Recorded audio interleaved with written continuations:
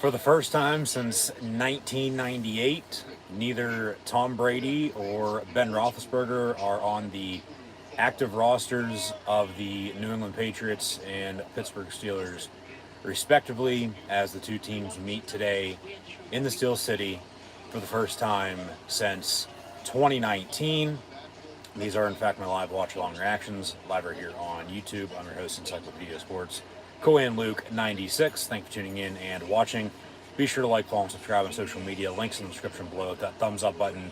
Share hashtag NFL, hashtag Patriots, hashtag Steelers, hashtag NE versus PIT for New England versus Pittsburgh. Chat questions and comments, super chats, super stickers, super likes, and super thanks. Always greatly appreciated as well. We'll be live from Heinz Field with Ian Eagle and Charles Davis on the call with Evan Washburn down on the sideline. Pittsburgh is looking to start 2-0 for the second time in 3 years, whereas New England's trying to not start 0-2 for the first time in 21 years. There's Mike Tomlin going to go up against Bill Belichick. This should be a good game. Old school smash mouth football. Run it down your throat. Good defense. Not necessarily low scoring. We'll see how that shakes out. But the Patriot way, the standard is the standard for the black and gold. See what gives. As always, I'm sure something will. But going to be odd for the first time, like I said, in almost 25 years, that neither Tom Brady or Ben Roethlisberger will be playing in this very matchup. Of course, Ben retired at the end of last year. Brady left New England. After that 2019 season, last time these two teams met, that was a Week 1 Sunday night affair up in Foxborough in a 30-point Patriot win. Later on that year, as Pittsburgh missed out on the playoffs, the Patriots lost to the Titans in the playoffs. Brady then, of course, went to Tampa, now in his third year, with a Super Bowl appearance, Super Bowl win, and of course they lost to the defending Super Bowl champs last year in the playoffs as well, and the Rams. We'll also be watching, speaking of Tom Brady, the Buccaneers and the Saints on Fox here coming up at 1 o'clock as well, unless the guide tells us otherwise, because we're supposed to have Patriots, Steelers, and Buccaneers Saints on CBS and Fox, respectively.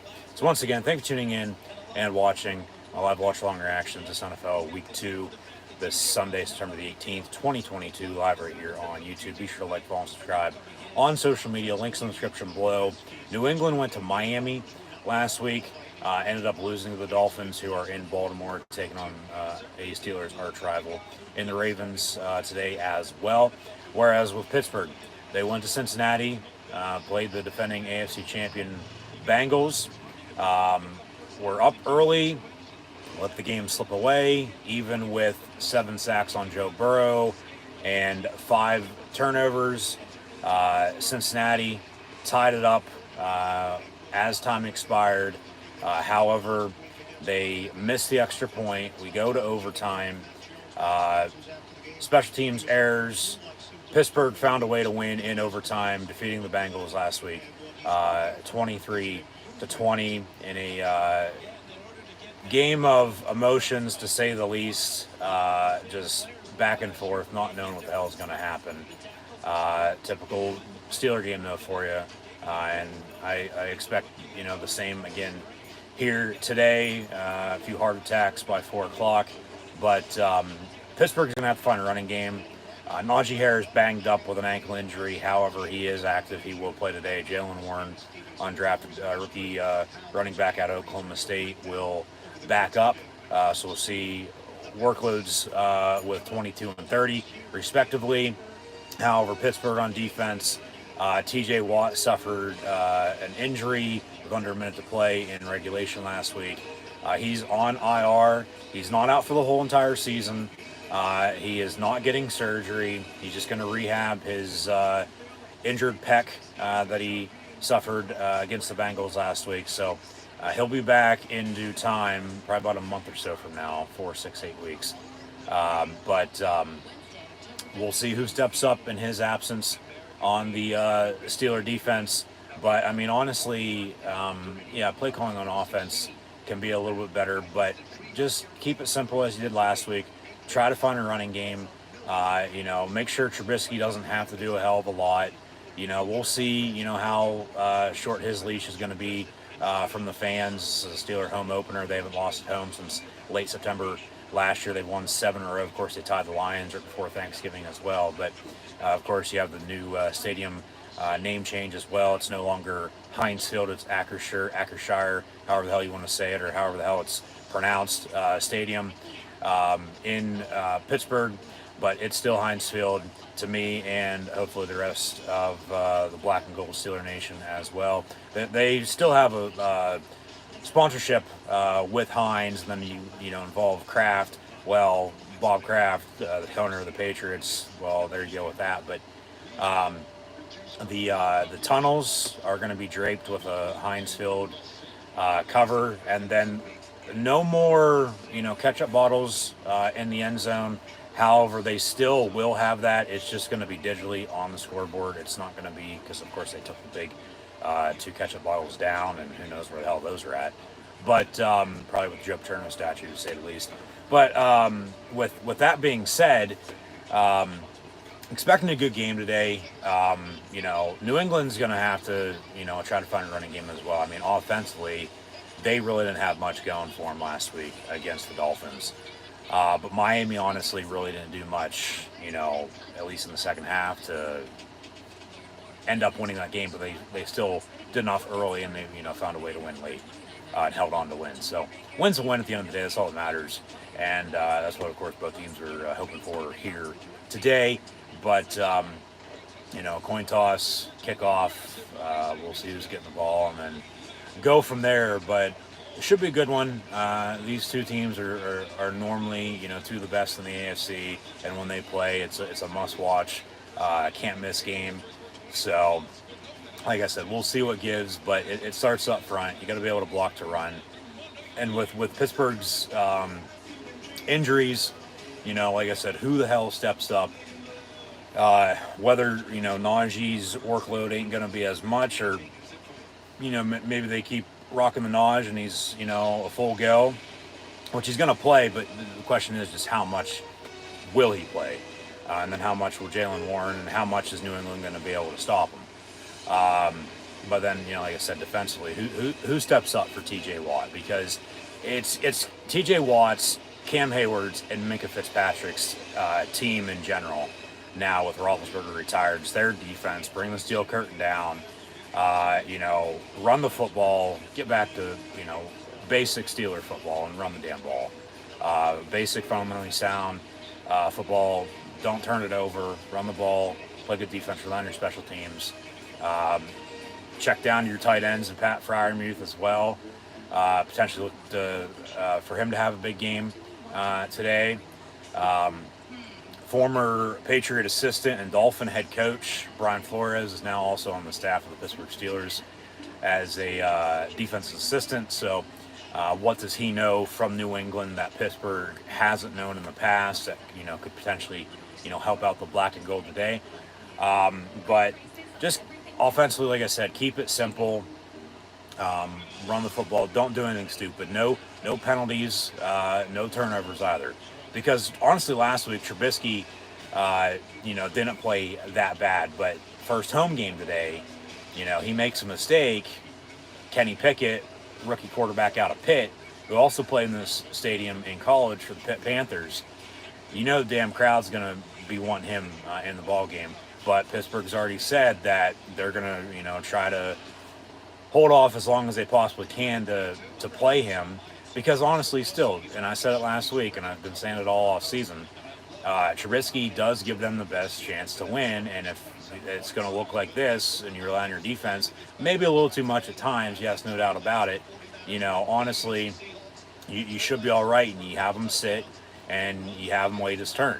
Trubisky's on a 2-year deal. Pickett's the future, no doubt about it. He'll get his chance in due time. But for now, and I might add too, Belichick against rookie quarterbacks has a pretty damn good record. So, You don't want to throw Pickett to the wolves and, then see what the hell happens, because then after that, well, honestly, who knows if something will go wrong, and then from there on out, like, don't want to say it, but as Pittsburgh, I think will win at least 10 games and potentially make the playoffs. I don't know about winning the division, but they're going to be fine, as long as they can continue to play the way they are and the way they always have, and just find a running game and, play good defense. So, aerial shot of Heinz Field in Pittsburgh, and in the meantime, the Patriots are on to kick off, so Pittsburgh back deep to receive. We're also live on Fox from the Bayou with the Bucks and Saints. But in the meantime, we're underway with New England and Pittsburgh once again. Thank you for tuning in and watching. Touchback on the kick. And the black and gold with Mitch Trubisky in at quarterback. First year Steeler, former Bear, and Bill will set up shop at the 25-yard line. And like I said, we'll see what the workload is for Najee with a ankle injury, but he is active and he is playing today. And just don't do anything stupid. Don't do anything stupid. That's all I ask. Work the sticks, run the ball, get the ball to your tight end, take deep shots every once in a while. They'll probably run a few end arounds with Chase Claypool, but it's Deontay Johnson, Chase Claypool, and George Pickens at receiver, with Najee and Warren tailback. Harris gets the give. He'll get about a yard or so. So 2nd down and 9 to begin the game. But then also, Pat Freiermuth. But it starts up front with the O-line as they'll show off the starting lineups. But, I mean, there are questions, but they honestly, I didn't think, looked that bad last week. And Trubisky didn't look that bad either, I didn't think. So, I mean, like I said, just run the ball, keep it simple, don't do anything stupid. And you'll be in it. You'll be in every game down to the wire. It's just defensively now with TJ injured, who steps up in his absence. But they have the depth. They have the playmakers. Roll out near side, caught by Claypool at 31. Pittsburgh going to have about a 3rd and 4 here on the opening drive. So, of course, this is a new New England Patriot team than Steelers are used to seeing when they meet up, because they haven't met since Tom Brady left. They last met week 1 in 2019. Of course, that seems like 100 years ago with the past few years, the way they've been. But Brady, of course, as New England might have jumped off sides, but they're going to let it slide. Should be a 1st down, but 3rd and 4. Trubisky going to roll out. Has a man. It's going to be incomplete. Intended for Pat Freiermuth, so quick 3 and out. A minute and a half in, and Pittsburgh's going to have to punt to begin the game. But no, Brady, of course, left for Tampa.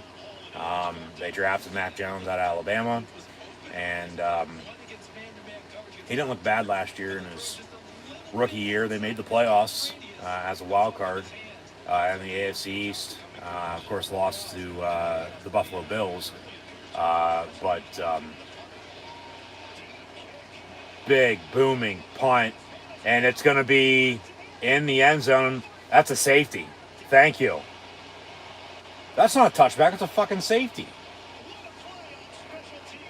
Big booming punt to the 1. He fielded it inbounds. They say touchback. He fielded that. I'm challenging this if I'm Mike Tomlin. He fielded that inbounds. Watch. Right? There, he touched it, and then it went into the end zone. Pittsburgh recovers. That's a touchdown, but he gets tackled, and then that's a safety. That's a safety. That's not a touchback. Yeah, Presley Harvin III with his blue suede shoes, pinning them deep, and that's a fucking safety. Tomlin's getting an explanation. They're going to say 1st and 10 New England, but I'm throwing that red challenge flag. Boos from the crowd, and rightfully so, because that's a bullshit call. If it is not going to be challengeable and it's New England ball 1st and 10, which it looks like it's going to be, I don't care if he controlled it or not, he fucking touched it. That's a muffed punt. That is a muffed punt into the end zone, and then they tackled him for a safety. But that gives this defense a reason to fucking get after him now. 1st and 10 from the 20, and pass going to be incomplete. And Arthur Millette, 35, not 25, on the coverage. Second down and 10. That's bullshit call to begin the game. He muffed the fucking punt. Just, good God, what the hell is going on already? But like I said, that gives the defense a reason to step the hell up. Handoff, 2 yards, and make it 2nd and 8. Because I can guarantee you, that would have happened to Pittsburgh on a punt return. They would have set a fumble, a safety, and everything else. Just from prior knowledge and how history has gone in situations like that.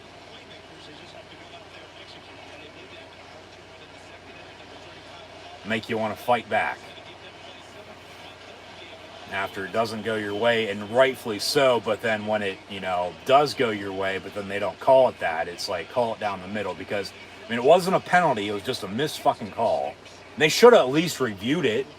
He should have at least challenged, but I guess they told him he couldn't challenge it. So remember last week to start the game, he threw a challenge and he lost it. So maybe he didn't want to do that again here today, as Mac Jones hits Jacoby Myers over the middle for a first down. So New England's going to move the ball here. So they'll have a 1st and 10 at the 31. But good God, how does that happen? At least, luckily, that wasn't like late in the game and was a deciding, play. But at the same time, this drive by New England, say they, drive, kick a field goal, score a touchdown, that 3-7 points might be the difference at the end of the game. And then you look back to that, and it's like, well, hell, that was a muffed punt. And, let me know in the comments below what you thought of that. To me, that was a muffed punt, whether he controlled it or not. He went back to receive it, muffed it, and went into the end zone. Pittsburgh recovers. That's a touchdown. Because on a normal punt infield, you recover it, it's going to be, of course, downed. But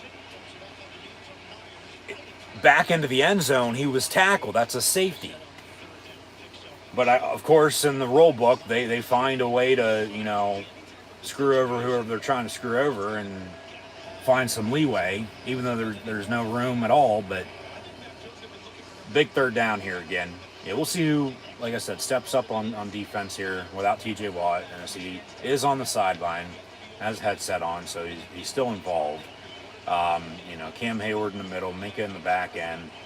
But at linebacker, Devin Bush is going to have to step the hell up. He hasn't been the same, of course, since he blew his knee out. 3rd and 4, Mac Jones, pass caught out past midfield. 1st and 10, New England at the 48-yard line. Jacoby Myers is favorite receiver on this opening drive, 10:35 and counting to play in this opening quarter.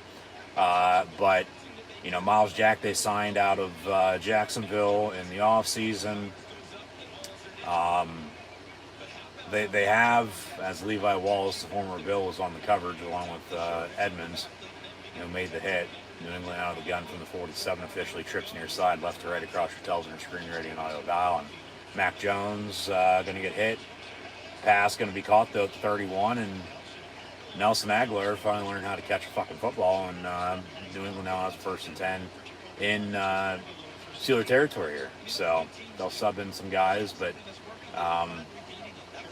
New England's pass heavy here with, of course, Belichick as head coach, but former Patriot defense coordinator and former line head coach, and Matt Patricia now the offensive coordinator for the Patriots after Josh McDaniels left to go to the Raiders to try to revive his head coaching career in the National Football League. It did not work out the first go around with the Broncos. Handoff, maybe a little early movement up front, but they let it slide 9 yards up the middle, and now some pushing and shoving. But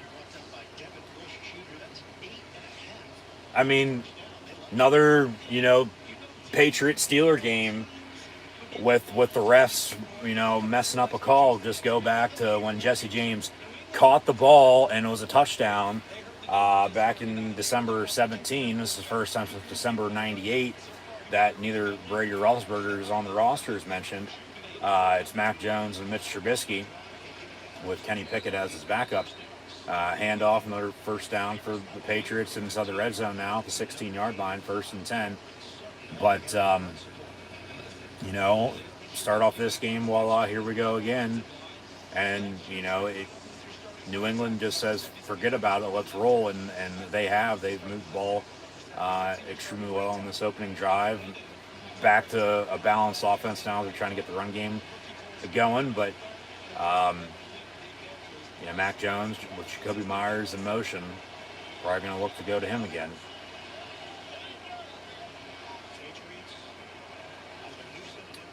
First and 10, Jones going to step up, pump fake, and then they bring him down after about a 2-yard gain. If I'm New England, I mean, like I said, he's gone to Jacoby Myers and Nelson Aguilar on this drive, and then a few runs here by a few different running backs go by committee as Pittsburgh see if they can run the ball to begin with. But if I'm New England right here in the red zone, where's Hunter Henry at? He's not even in the game, it looks like. But I'd be going to the former Hog. 2nd and 8. Actually, he is, and he's lined up as a receiver top of your screen. And they do go to him. It's behind, and it's incomplete. So Levi Wallace and Edmonds on the coverage again. So, all right. Yeah, I didn't see him because he was lined up top of the screen as a receiver, not even in the slot. Big 3rd down here again, but they've converted, the whole way down to the 15-yard line for a 3rd and 8 on this drive anyway. So, I mean, get a stop.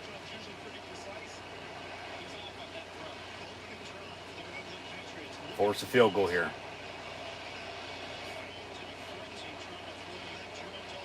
Fans and friends because of a bullshit call to begin the game. That's a delay of game. Where's the fucking penalty? Thank you. A late whistle. Unless they got a timeout in, it's 3rd and 13 with a delay of game.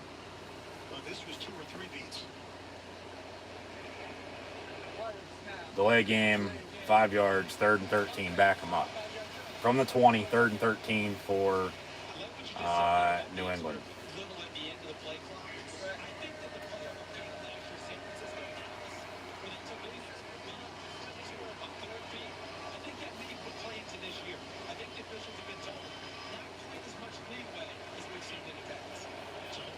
Well, normally for a delay game, they can let 1 second slip if they can get the snap off in time. But at the same point in time, when that was, a good few seconds past, 0 on the delay game, they threw the penalty. Rightfully so. 3rd and 13, complete. Nelson Aguilar down to the 10. 4th and short, they'll have to kick the field goal. So Steeler defense allows New England to drive, but they do force a field goal here. Maybe Minkah Fitzpatrick will block it again, but Robert Spillane, he stepped up when Devin Bush went down 2 years ago. Maybe he steps up in TJ Watt's absence. But they have quality players. I mean, they're the Pittsburgh Steelers, for God's sake. So, 4th and 2. Nick Folk, they said in pregame, 58 was his range. So, he's made 55 straight inside of 50. Maybe that's a jinx from this 28-yard field goal. Kicks up and good. 3-0 New England. 6:42 to play in the opening quarter. So, yeah, I'd like an explanation on the muffed punt for safety that they said was a touchback. And then, of course, allowed New England to drive almost 75 yards and then kick a 28-yard field goal to begin the game up 3-0. So that's where we stand. Pittsburgh after a quick 3-and-out. The big booming punt by Harvin. Muff punt, safety. It was a touchback, though, they said, which was bullshit. New England drove and kicked the field goal. So Pittsburgh doesn't have much to show for on offense. They don't. They tried running it with Najee for a yard or so and then a pass. Complete the Claypool for 3rd and 4. And then, incomplete to Freiermuth. So that's that. We'll pull up some stats and scores here in a little bit. But as always, coming to halftime, we'll want first half stats and scores. We'll take a look around what's going on in the NFL today, along with a full recap from college football yesterday. And then tomorrow, during Monday Night Football, We'll recap full NFL Week 2 Sunday after the Chiefs beat the Chargers on Thursday night, 27-24. Pittsburgh actually will be on a short week after today. They'll play at Cleveland this upcoming Thursday night, so be sure to tune back in live right here on YouTube then for more Pittsburgh Steelers live watch-along reactions with myself, your host, Encyclopedia Sports, Coy and Luke 96. But as mentioned, tomorrow we'll, of course, watch Monday Night Football and Monday Night Raw. And Monday Night Football doubleheader tomorrow as well with the Titans and Bills starting early at 7 o'clock, followed by the Vikings and Eagles at 8:30 on ESPN and ABC, respectively. But then we'll recap a full NFL Week 2 Sunday here, and then preview next week in Week 3. So stay tuned for that. We'll get back to the action here momentarily. In the meantime, as Tampa's down some starters, of course, you still have Tom Brady, though, quarterback, so you should be able to, because they went on the road Week 1 last Sunday night and beat Dallas, suffered more injuries in that game. You should still be able to put up a good fight. They're down 3-0 here early at New Orleans, and the Saints have had his number since he joined the NFC South. But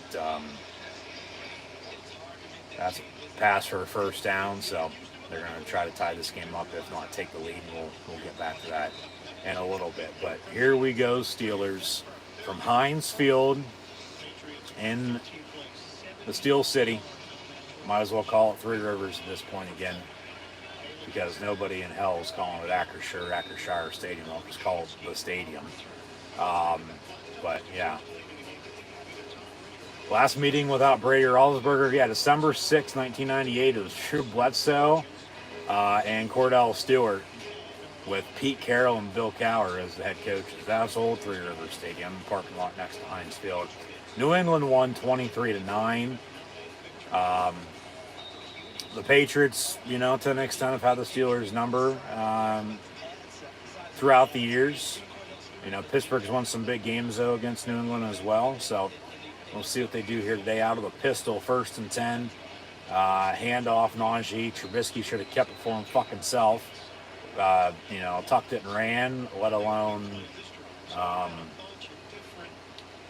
dumped it off to Freiermuth as they actually show off the other starting quarterbacks since then, handful at that. Matt Castle and Landry Jones names pop up for one or the other if one of the two quarterbacks didn't play. But yeah, it's a new era in this rivalry.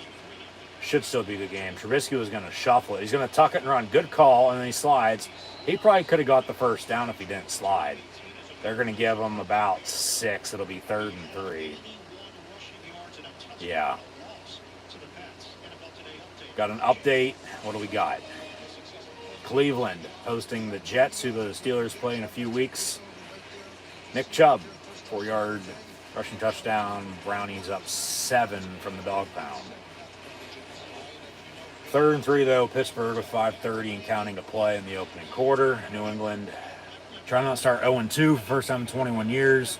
Pittsburgh trying to start 2-0 for the second time in 3 years. They said the Browns are looking to start 2-0 for the first time since 93. Along with, as that pass is incomplete, they didn't roll it down. What the hell? That's not a fumble. What the fuck's with this officiating? They say a catch and a fumble and a scoop and score touchdown for New England, and it's 9-0 Patriots. What the fuck is going on? That's 2 plays you've missed. Are you fucking blind? He's down. He caught it and he was down. Catch, fumble, that ball's coming out a little bit. Elbows down, though. Knee down. Knee's down right there. The ball's still in his hand. That's not a fumble.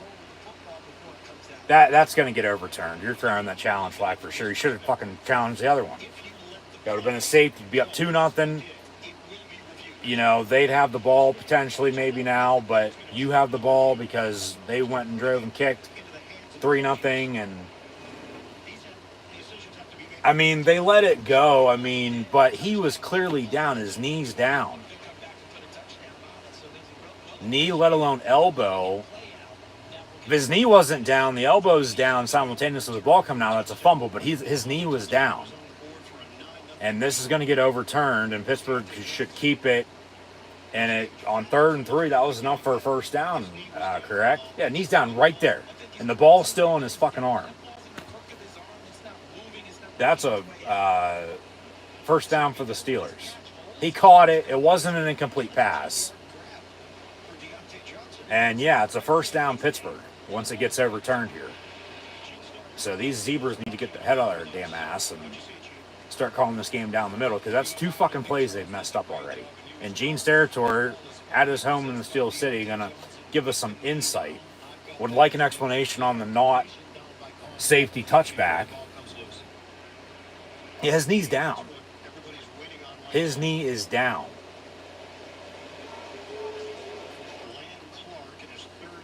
And what do we got? After review, runner was down by contact, 1st and 10 Steelers. Hell, he didn't even go under the hood to look at it. They just, relayed audio message talking to him. Hey, this is what we see. He's down. Touchdown comes off the board for the Patriots on a defensive fumble, scoop and score from about, 30 yards out. But yeah, a slant over the middle, caught by DJ, and it's a first down Pittsburgh because he was down. It's not a fumble. And it'll be 1st and 10 Pittsburgh from the 35. But, week 2, going back to what I was saying there a second ago, crucial. Yeah, still a little bit of an overreaction. It's only September, long-ass season. But they had 10 seconds back on the clock as well, 5:17 to play, 1st and 10 Pittsburgh from 35. But it's not how you start, it's how you finish. And no shit, and that should have been a safety on the opening drive too. So from the 36, Trubisky dumps off. Pat Fryermuth to the 42. He goes, former Penn State Nittany Lion. And the 2nd down and medium.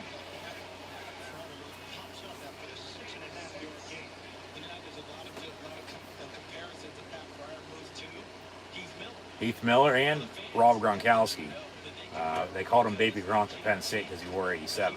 Now he's wearing 88 and the black and gold. And he's originally from Massachusetts, I might add, too. So 2nd and 3 for the Steelers from the 42. Fake the end around, handoff. Jalen Warren gets a Pittsburgh Steeler first down run as Gunner was the man in motion. Potentially, get him involved here a little bit more today as well. But it starts up front. You got to be able to block the run, and Warren made the team out of camp as an undrafted rookie running back. Former Cowboy at Oklahoma State. And, at least both teams are trying to run the football here. New England had a better opening drive than the Steelers did, and Pittsburgh's trying to, play against the refs and the Patriots today, it seems like. But out of the gun, another handoff on the draw, so Najee, one play, and then Jalen Warren drive here. So we'll see if this keeps up the rest of the way, or if they're getting a series apiece, or, of course, what the hell is going on. But 2nd and 4 for Pittsburgh.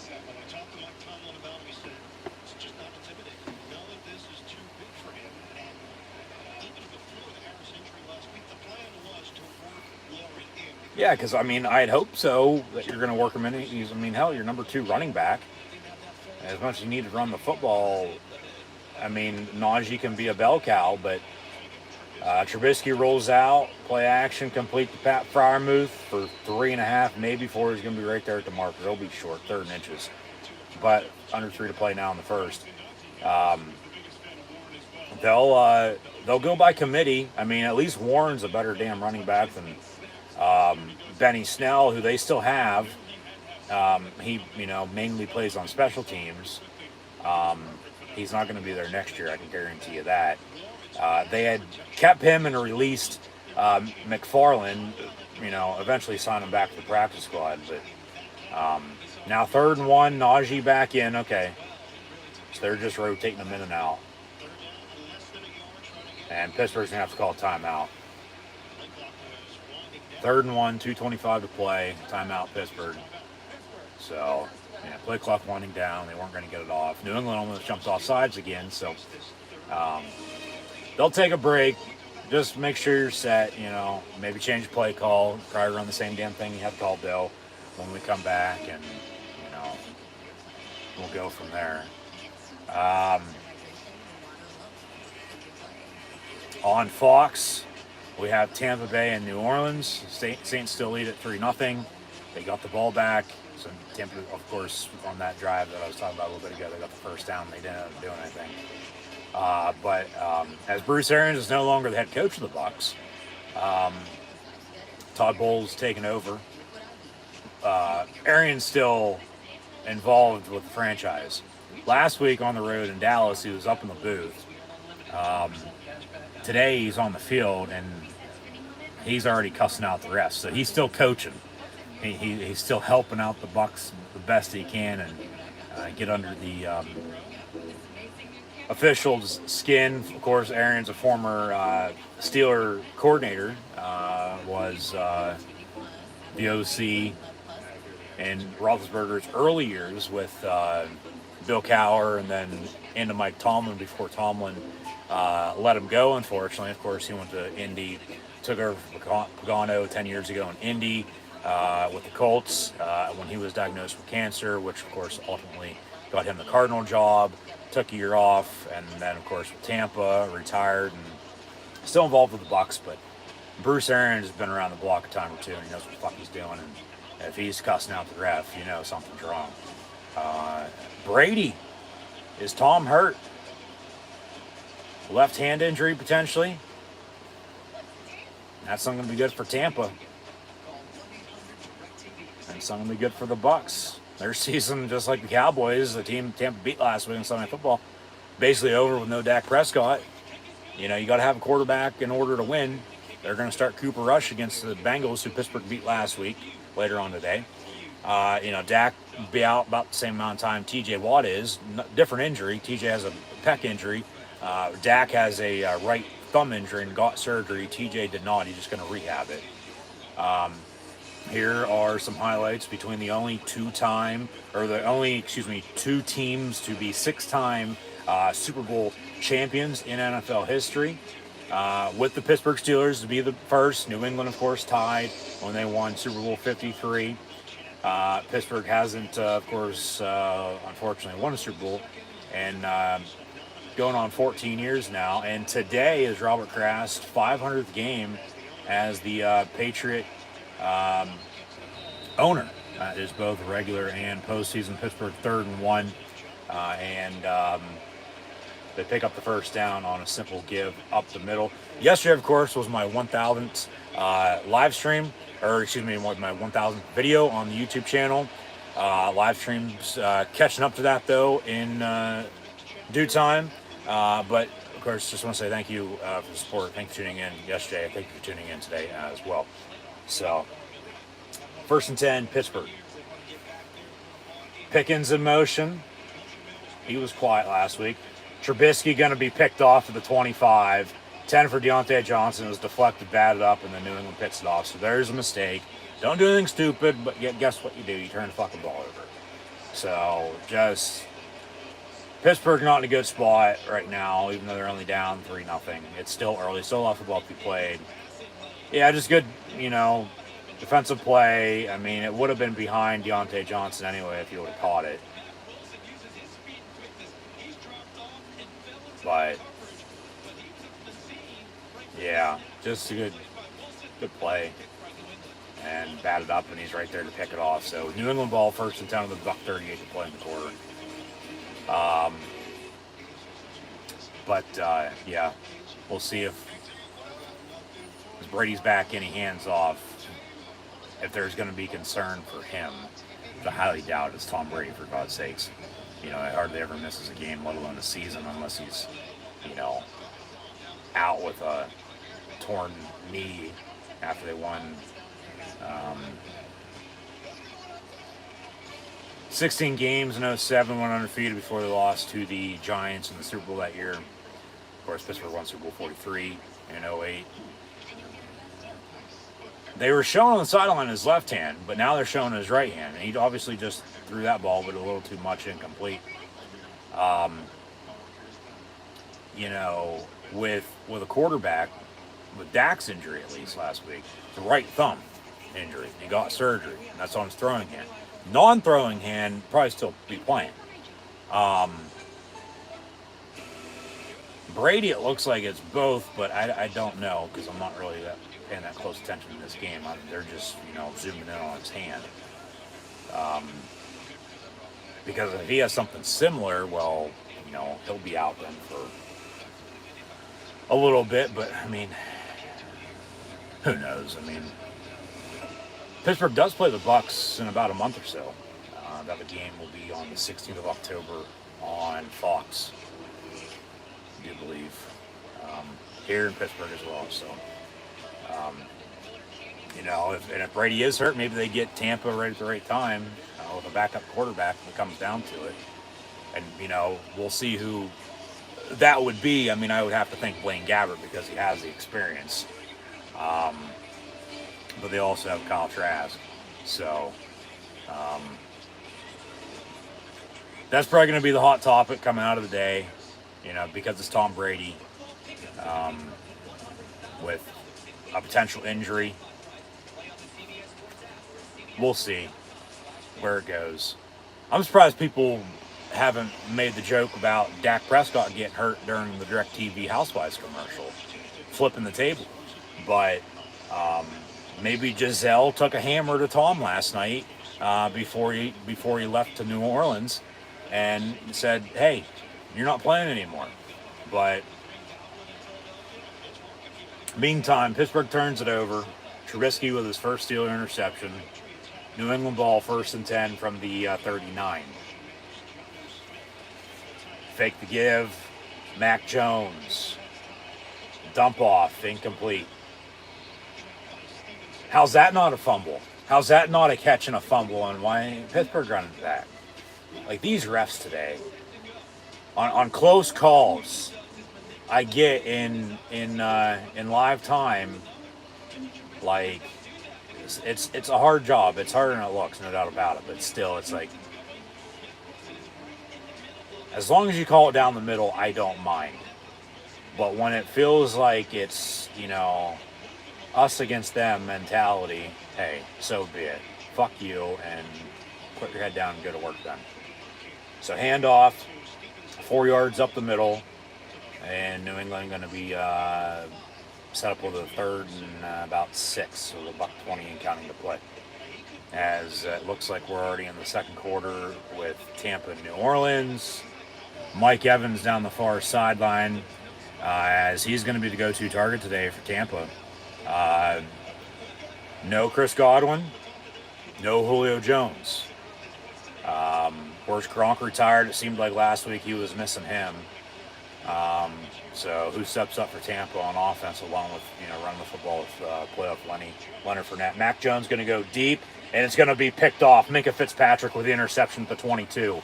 Minkah Fitzpatrick on a return for about 15 yards or so. Be 1st and 10 Pittsburgh from the 35. So take that. You turn it over just like we did, and we're getting the ball back. So you got to capitalize off this turnover now. Yeah, no shit. Anybody can see that. Big hit by Highsmith on Jones as he got rid of it. Spillane playing deep in the secondary with Minkah, and Minkah just comes over and picks it off. So Minka's stepping up in absence of T.J. Watt. And honestly, the mentality for Pittsburgh on defense and the team until he comes back is you got to play for T.J. Watt because he's the face of the team. With no Ben Roethlisberger, boom, big hit by Highsmith. Surprised they didn't throw a fucking flag on it the way they're calling this game thus far. So, slow and steady wins the race. Both teams are about even. New England does have a 3-0 lead, but handoff Najee Harris for about 4, be 3rd or 2nd and 6, excuse me. Probably be 3rd and short coming up if I'd have to guess. But they'll have to snap it, it looks like. There's about a half second, 1 second differential between the game clock and play clock. Back to the Jets and Browns, and Gang Green, they tied up at 7. So 7 apiece with New York and Cleveland.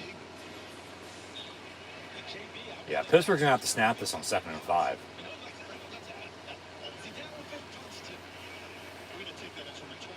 From the 39, trips in a bunch. They hand off on a draw, and Najee gets about 4. It'll be 3rd and 1 at the end of the first. So to begin the second quarter, Pittsburgh gonna have a 3rd and 1, down 3 at home against New England Patriots. Yeah, it looked like they were gonna run if he wasn't handed off, which he did. They had a trips in a bunch near side, and they handed off on the draw. But one of the receivers in the bunch formation ended up going in motion after the play. They ran around the quarterback for an end around, but of course he already handed off the 4 yards to Najee up the middle anyway. So 3rd and 1 at the end of 1. Pittsburgh ball down 3 against the visiting Patriots. Some first quarter stats. We got Mac Jones and the New England Patriots, along with Mitch Trubisky and the Pittsburgh Steelers. Both quarterbacks have an interception here. Pittsburgh's going to try to capitalize off of that, as New England tried to capitalize as well, but then they threw their own interception. The officiating can be better. Start the game, Pittsburgh quick 3 and out, but big booming punt by Harvin, and muff punt, should have been a safety, but they said touchback, and then New England drove and kicked the field goal to begin the game. And then Pittsburgh had a good drive going there, but then they turn it over. And then New England turns it back over. Pittsburgh ball, 3rd and 1 to begin the second. Mac Jones is 5 and 9 for 53 yards passing and interception. Harris 421, Stevenson 1 of 5. Jones has a carry for 2 yards as well. And then Nelson Aguilar leads team in receiving, 2 catches, 27 yards, and Jacoby Myers has 2 catches, 26 yards. So those have been his go-to targets here early. Pittsburgh on the flip side, Trubisky's 4 of 6, 18 yards passing, and that interception. They got to find a running game to help him out, as Najee Harris has 4 carries, 11 yards, Jalen Warren 2 of 10. So, I mean, some balance there, but it can be better, and it needs to be better. Trubisky a carry for 7 yards. When the hell did they hand off to Derek Watt for 2 yards? Probably on a 3rd and short. Before that, also, they said it was a catch and a fumble recovered by New England, and they ran it back for a touchdown, but then they overturned it as he was clearly down, and he was down before the ball came out. So it was first down Pittsburgh, but then they ended up throwing the interception anyway. As Pat Freiermuth leads the team in receiving, 2 catches, 10 yards, and then Deontay Johnson and Claypool both have a catch apiece for, it says 10 yards, or 4 yards apiece, excuse me, but I don't think that's right, but it has to be then at that point. If Trubisky's 4 of 6 for 18, and Freiermuth has 2 for 10, and they both have a catch apiece for 4 yards, that's 18 yards receiving. So just move it. Keep it simple, pick up first downs, run the ball, play good defense. 3rd and 1, begin the second quarter. They get the first down, so rock the Naj and run double deuce. Another Pittsburgh Steeler, first down. Nice cutback. Gets to about the 47, 1st and 10, Pittsburgh from there.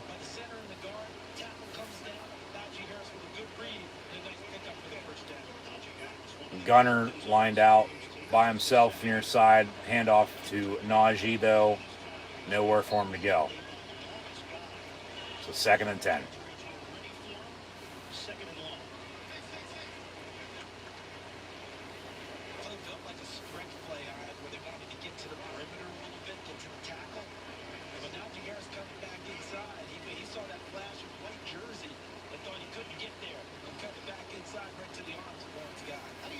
Trubisky breaking the huddle, as Pittsburgh is also wearing the number 3 sticker on the back of their helmets for the late Dwayne Haskins, who was killed in the offseason down in Miami, Florida, after getting hit by a dump truck in the early morning hours a few weeks before the draft.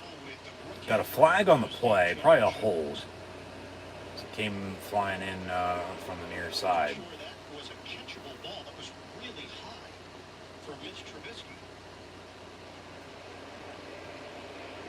There's Belichick's son licking his lips. Ineligible player downfield. And it's going to be declined, third down after the incompletion. So that was on James Daniels, the former teammate of Trubisky's in Chi-Town. Yeah, you got to wait about a second or two before you can start running. Yeah, he was just a little further downfield than he needed to be. So 3rd and 10 back at the 47, which is where it was anyway. So yeah, they declined the penalty because of the incompletion. So Trubisky, far side, going to be caught by Johnson at the 40.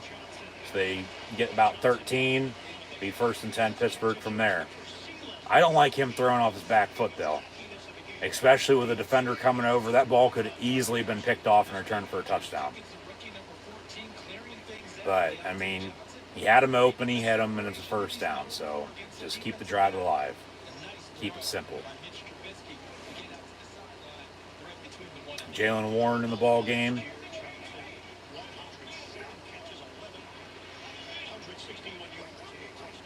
As Pickens is in motion, Trubisky rolls out, and he's going to be sacked back at the 46. Good God, get fucking rid of it, dude.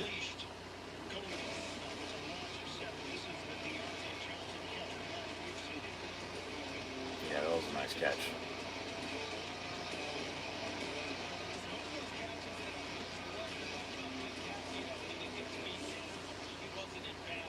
That was him trading up with Jamar Chase, like, hey, I can do the same thing, buddy. I'll raise you one. 2nd and 17. Win's a win. They won last week. They trail by 3 today. So a sack. Trubisky, dump off, incomplete, intended for Freiermuth. 3rd and 17. Pat's telling him, hey, wait for me to cut and then hit me. But, of course, at the same time, Trubisky was getting pressured, so had to get rid of it when he did, unless he would have taken another sack. So just connect. They're trying to. They're trying to put it all together.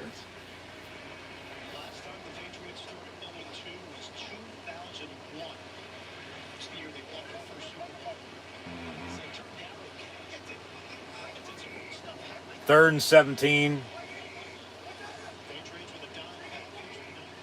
We get it off right at the last second. Stepping up is Mitch.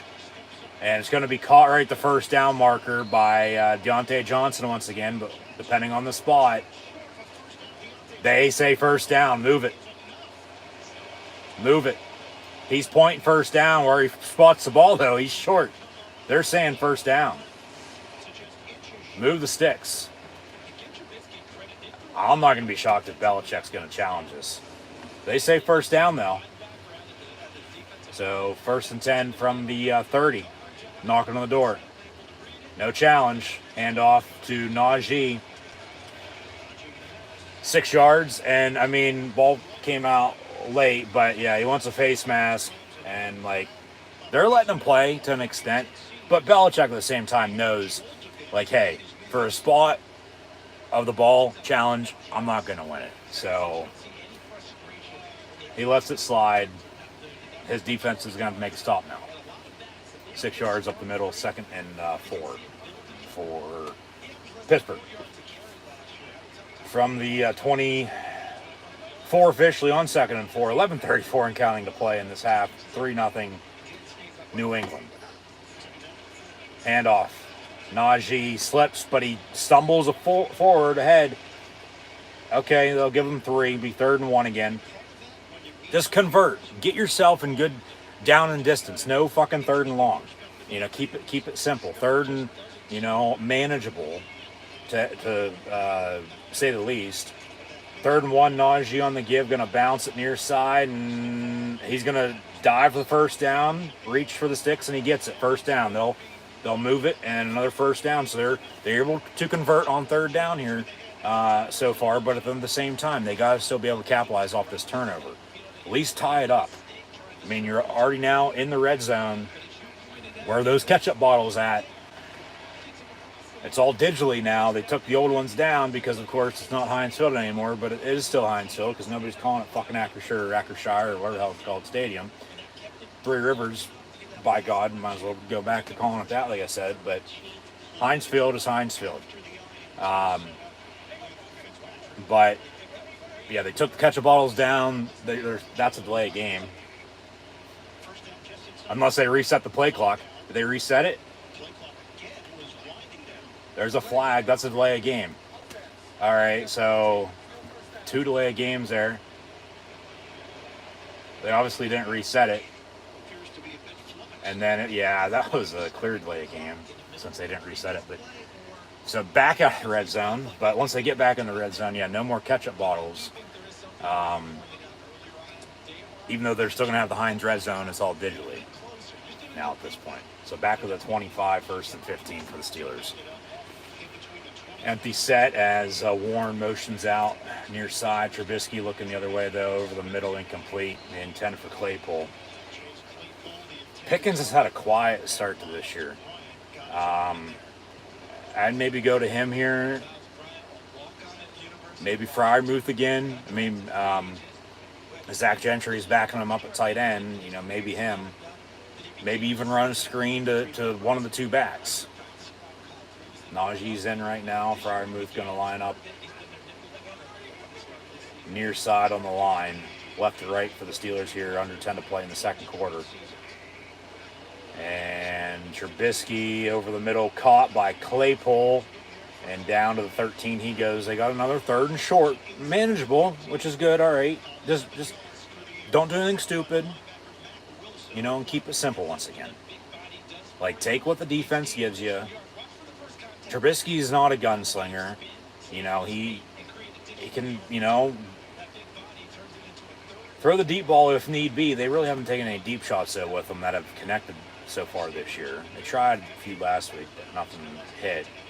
3rd and 4. You know, he can avoid the pressure. He can escape if need be, though. But in the meantime, he's going to get on a sack back at the 19. So just as I fucking say that, he gets sacked, and they're going to have to kick a field goal. So here comes Boswell, who kicked the game winner last week at Cincinnati. So good defensive stop by New England. And, yeah, we might hit halftime here, you know, tied at 3 or, you know, might not have our first touchdown until, you know, final few minutes of this game today. Like I said, old school smash mouth football, run the ball down your throat, play good defense.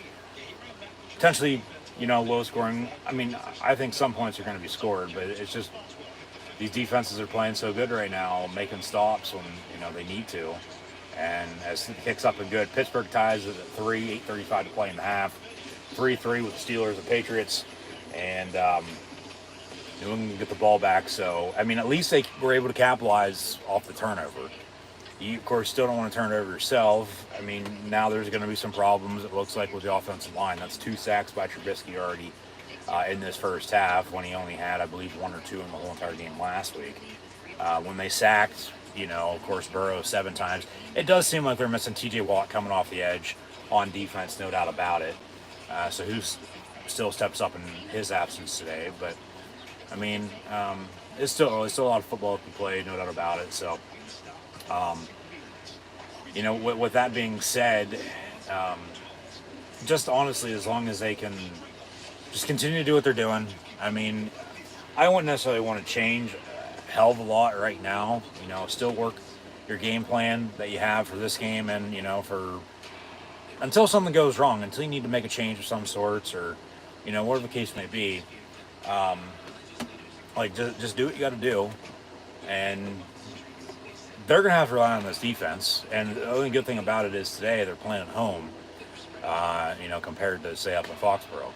Because normally when they go to Foxborough, unless they pick up a big win on the road, they're getting beat.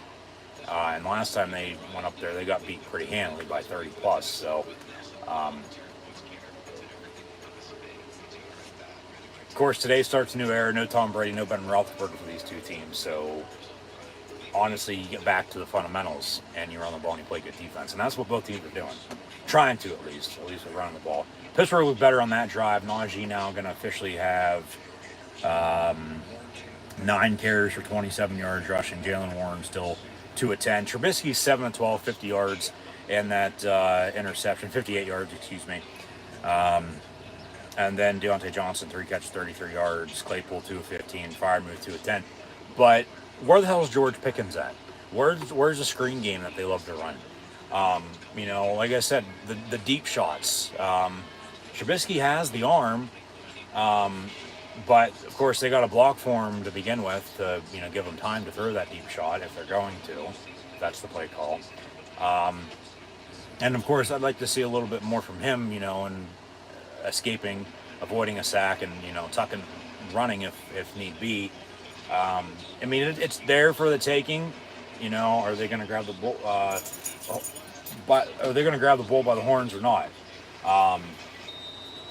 So 3-3. Steelers on the kickoff, and we'll have a return. And the return out past the 25 to the 34.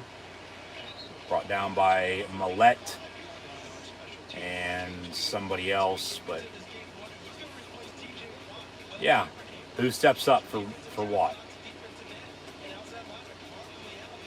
They're showing off some reliable guys, but it starts in the middle with Cameron Hayward and ends in the back end with Minkah Fitzpatrick, and then it's in the middle of the defense with the linebackers, Devin Bush and Miles Jack, along with Big Bob Spillane. So you can have Malik Reed coming off the edge all you want. Of course, new Steeler formerly traded by the Broncos at the end of the preseason. And played a little bit last week, but he's going to step up again today. From the 34 handoff, and Big Mac Jones for about 3. So 2nd and 7.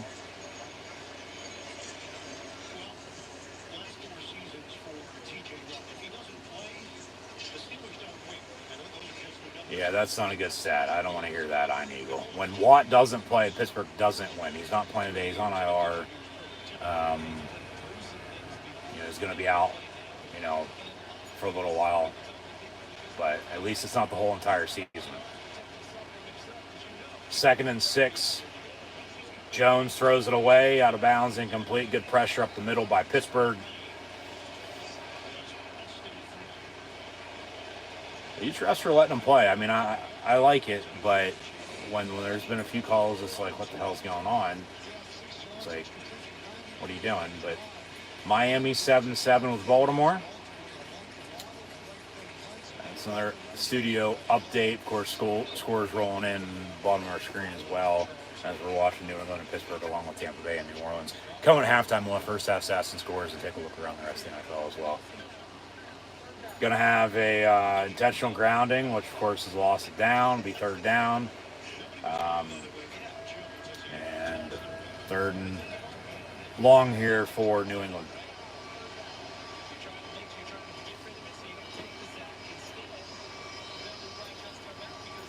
Big 3rd down.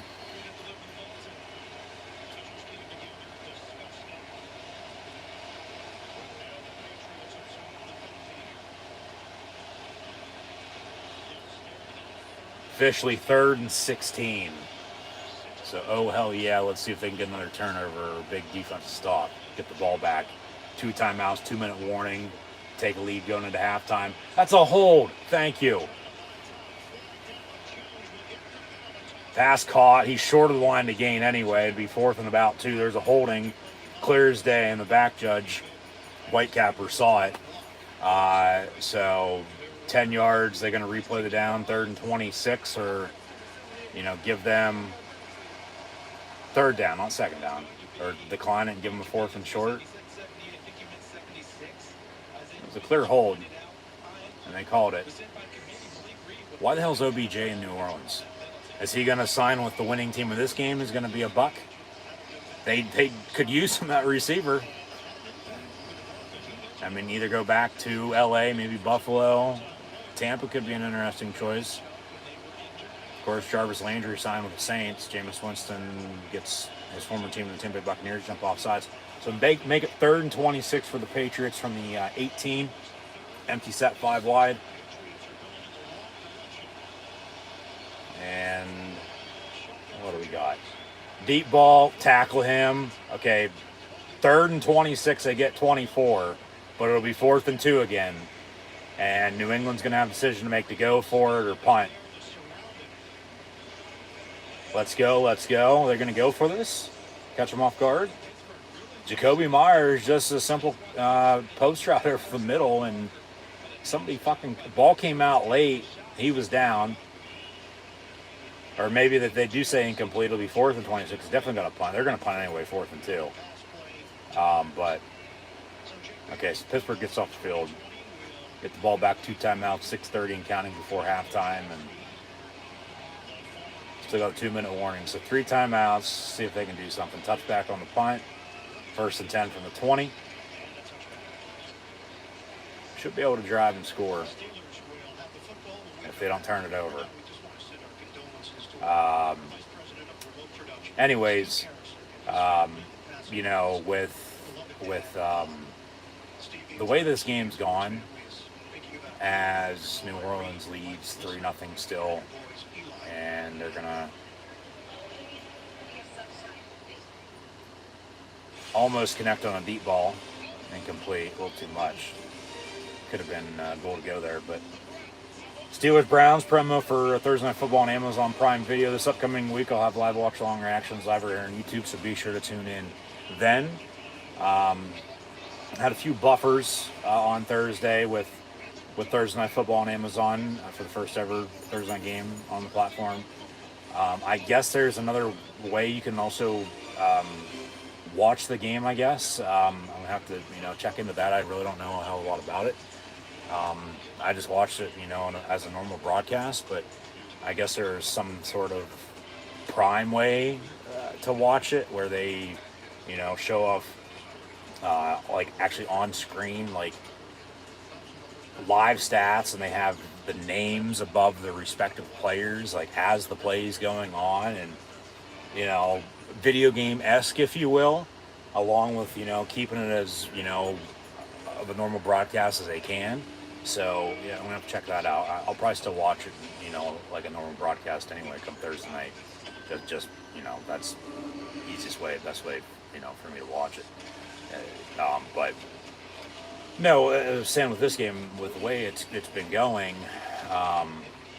honestly, what defense is going to bend doesn't break when the game's on the line. Because it feels like Jameis strip sacked, New Orleans luckily to recover. When the game's on the line, who's going to make some plays? Pittsburgh playing at home, they have, crowd advantage. New England's good, though. The officiating can be 10 times better, no doubt about it. So I'll leave it at that, but I'd still like an explanation on the safety that they said was a touchback. At least they overturned the fumble, scoop and score as he was down. So, I mean, both teams are still trying to run the football, not doing anything stupid. I mean, penalties hurt New England on that drive, backed them up. And then, potentially looked like they're going to go for it. They punt, 4th and short anyway. Yeah, turnovers, 1 interception apiece, but it's been, as they talk about ball control, it's been, for the most part, split down the middle. I mean, Pittsburgh's had the ball a little bit more than New England, but they do have less total yards. So shuffle pass over the middle to Freiermuth to the 25 for 5. Officially 4, make it 2nd and 6 for 24. So just, take what the defense gives you here, keep it simple, run the ball, go to Pat when you need to. I'd like a deep shot on this drive. I would. We'll see if they hit it, or at least, throw one for that matter. Because the play's got to be executed, to the fullest extent to get your yards that you need. 2nd and 6, another 3rd and short, 3rd and manageable, 3rd and, is doable, 3rd and 3. But, eventually, when you're getting over that hump, You know, as long as they've been able to convert, which they have, and it keeps up, all right. But you don't want to get in third and whatever, and then not convert, and then it's 3 and out, 3 and out, 3 and out, and you're punting all day. So 3rd and 3 here. Jalen Warren in the ball game at running back. I'd take a deep shot. I would. Zach Gentry in motion, or excuse me, that's Chase Claypool. As he looks his way, it's going to be caught by Claypool for 5, first down Pittsburgh at 32. So they move the sticks once again. Consistency as well. You got to be balanced. You got to be consistent at it. They're putting themselves in a position in which they know they should be able to succeed, and that's all you can ask for. So, with that being said, they hand off to Jalen Warren for about 2, maybe 3 yards. Another update. What do we got? Back to Miami and Baltimore. The Ravens retake the lead 14-7.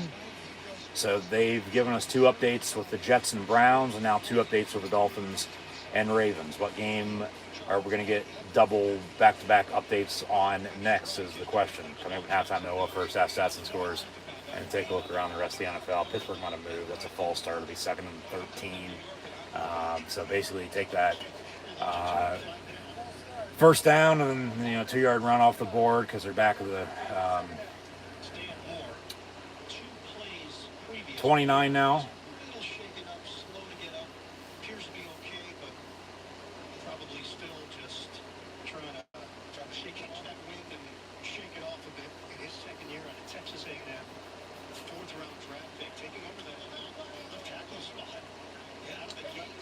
So from the 29, 2nd and 13. Roll out, caught by Claypool. Back to the 35, so they get the penalty yardage back. It's going to be 3rd and about 7. And it seems like Claypool is Trubisky's favorite target. He tries to get it to Deontay Johnson. He's, of course, going to make some more plays. They get Claypool involved, though, more on this offense in general with, running the football as well and under rounds, as he was the team's leading rusher last week, which that's pretty sad when you're back up. Your second-string wide receiver is your team's leading rusher. But Warren going to be in motion out of the backfield, 3rd and 7, empty set from the 35. Trubisky down the middle. It's going to be almost intercepted again. Good coverage by New England, 10 for 88, Pat Fryermuth. And hit him right in the hands, but it looked like it was tipped. And, yeah, well, hit him in the face mask. Incomplete, 4th down, Pittsburgh on to punt again. Yeah. Oh, well. 4th down, here comes the punt. To the 1-yard line again, maybe another safety that they'll roll a touchback. It'll be fielded at the 10. And a 17-yard return to the 27, brought down by 27, Marcus Allen. As Penn State defeated Auburn yesterday. Coming up halftime as well, we'll have a full recap from college football this past weekend, so stay tuned for that, along with first half stats and scores between New England and Pittsburgh, and to see what the hell's going on in the NFL here this afternoon. Once again, thanks for tuning in and watching. Be sure to like, follow, and subscribe on social media.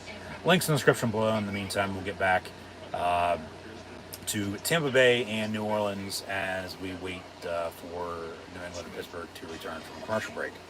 Brady from the 10. 4-yard pass, complete. They still trail 3-0. Slow start by the Bucs again. I mean, at least last week at Dallas, they were able to get 4 field goals as Dallas was up 3. Then the rest of the game didn't do shit. And then Dak gets hurt and their season's over for the most part, you'd have to think. Tampa, another slow start, though. So that was the thing with, coming out of that game. Is Dallas this bad? Or is Tampa that good? Whereas now week 2, and the Saints beat the Falcons last week on a game-winning field goal. It doesn't seem like Tampa's that good. I mean, that's with overreaction. It's a long season, you know. His first year in Tampa, they were a wild card. They had to go on the road 3 times in the playoffs before they hosted the Super Bowl and won it. And then last year, they won the division and then lost in the playoffs.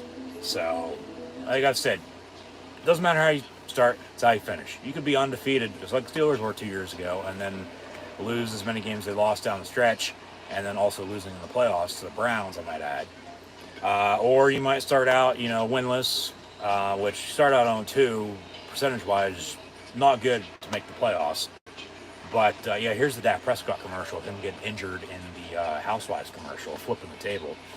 But, anyways, with that being said, you want to be right in the middle of the pack.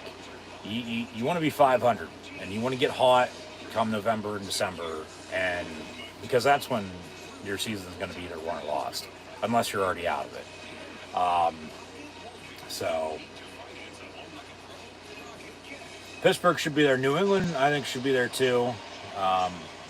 This could be a preview of what's to come later on in the year in the playoffs, potentially, if it gets down to it.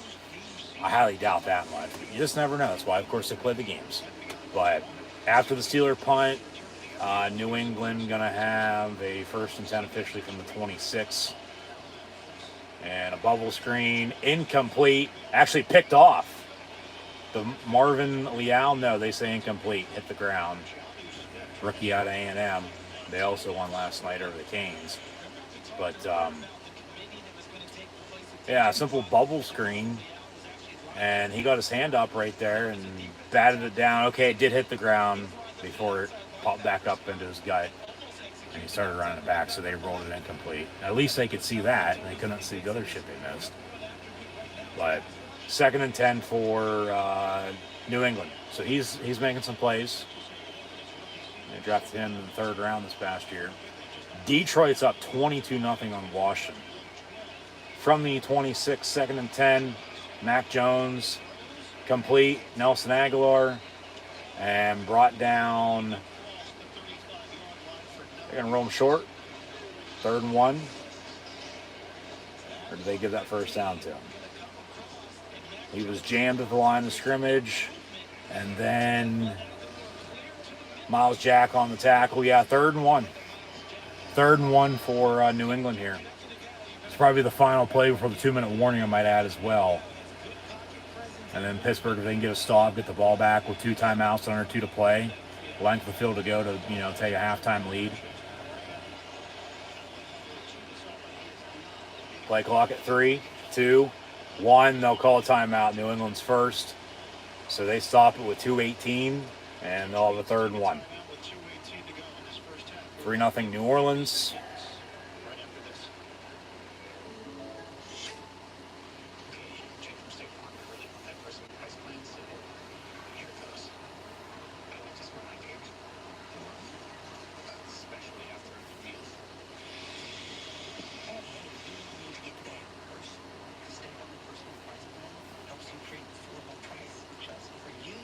And they have the ball from the 31, 1st and 10. Jameis going to try to pick up that crab leg W hand gesture he loves to do. They're going to eat against Tampa. They are right now. They're up 3. Meantime, after the timeout, New England, first 3 possessions, field goal, turned it over, and then they punted. Pittsburgh, well, not much different.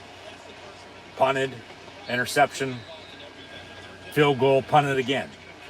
So 3rd and 1, they get the first down, they'll move the sticks, and they'll take it the 2-minute warning, tied at 3.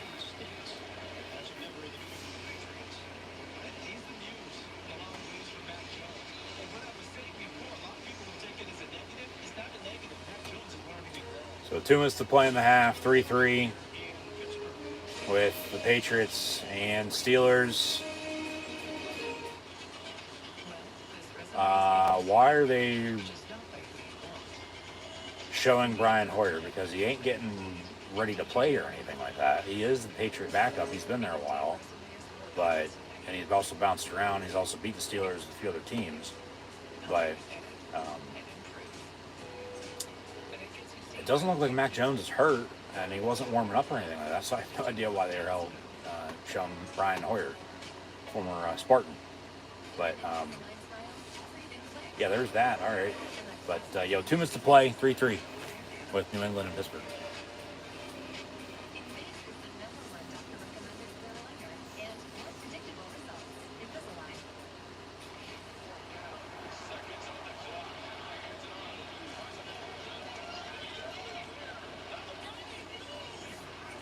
In the meantime, as we're at break, and we're going to talk college football, recap from yesterday, and also first half stats and scores here, and then take a look around the NFL as well. The AP Top 25 poll for next week has been released. Georgia's still at number 1, Alabama 2, Ohio State 3, Michigan 4, and Clemson 5. So those top 4 teams don't change. Clemson's 5, Oklahoma 6, USC 7, Kentucky's 8, Oklahoma State 9, Arkansas is number 10, Tennessee's 11, NC State 12, Utah's at 13, Penn State is at 14, Oregon 15, Ole Miss 16, Baylor 17, Washington in the top 25 at 18. BYU drops to 19, as does Florida to 20. Wake Forest is 21, Texas 22, A&M's 23, Pitt 24, and Miami bringing up the rear after their loss at A&M last night at 25. So there's your new AP Top 25 poll for the week. As it is a little after 2 o'clock, and those normally get released at 2 Eastern on a Sunday during college football season. And then, of course, Tuesday nights for the college football playoff come November when that gets revealed. So, 1st and 10 from the 39 for New England. That's a false start. No penalty, 1st and 15, but they're going to let the play go. He should have been sacked. And then they bring him down from behind Highsmith. And Levi Wallace on the tackle, should have been a false start. These refs are horrible today. Clear fucking penalty, and you don't call it. Alex Highsmith from behind, bring him down. So 2nd and 6. See if the defense can make a stop here before half. Bet you get the ball back again. Because remember, New England tied it 3 right now with Pittsburgh.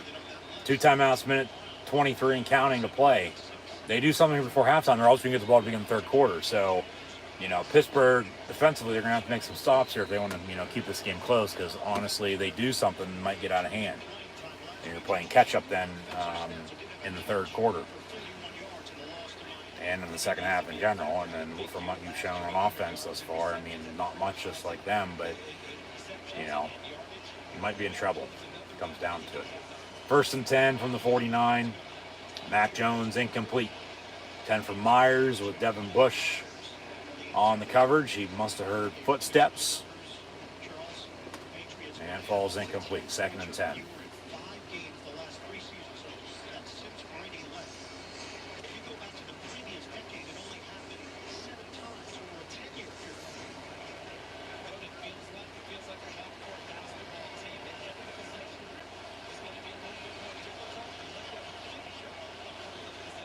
Second and 10 from the 49. Mac Jones complete, big hit at the 45.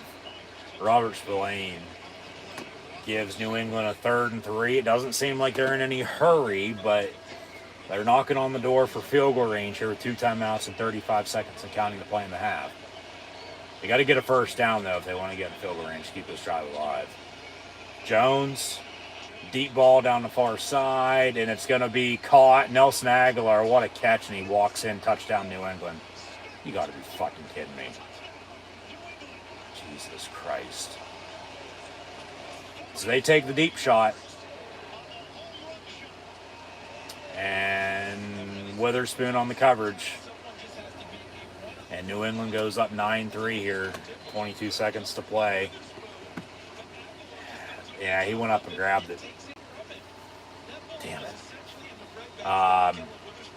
Tampa's just going to take a knee to head into halftime, down 3-0 at New Orleans. So a lot of low-scoring affairs here, it looks like right now. But Pittsburgh, they'll probably just take a knee, honestly, when they get the ball back here and go into halftime, too. Because you're not, unless you get a good return, which will probably be touchback anyway, you're not going to do anything stupid to, give them the ball back, maybe extend their lead, and then do something early third quarter, which New England's still going to the ball early third quarter anyway, up 10-3 now. So, man, that sucks. So Mac Jones with a 44-yard passing touchdown. Nelson Aguilar for 6. It's 10-3. Bush. Up halftime on Fox. And we'll have some highlights. What do we got? Panthers, Giants. It was 6-3 when I saw the last, that's where I saw for this game. Talk about not having an offense, that's Carolina. Even Baker Mayfield now quarterback. Matt Rule's probably going to be fired at the end of the year, if not sooner. But he's going to be a hot commodity for a college gig, I can guarantee you that. Talked about that yesterday. 3rd and 4. The Lions score a touchdown, and they were up 22-0, and they still are. They're over the Skins. The Washington football team, now Commanders. They were also favored for the first time in like a year and a half worth of games, so they're showing it. They're up 22-0. Baltimore was up 21-7, I do believe, because they had scored again after that last update that we got at 14-7. And then Cleveland was 14-7, I think. Yeah, here's that last touchdown. 21-7 Baltimore on top of Miami. Patriots Steelers. It's now 10-3, of course, because we're watching this game as well. We have a highlight of the interception by Minka. Pittsburgh got the field goal out of it to tie. But then just a minute ago, here's Mac Jones to Nelson Aguilar. 44-yard touchdown. And New England leads 10-3.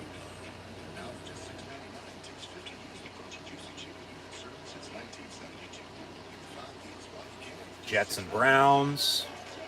It was 14-7 Cleveland, I do believe.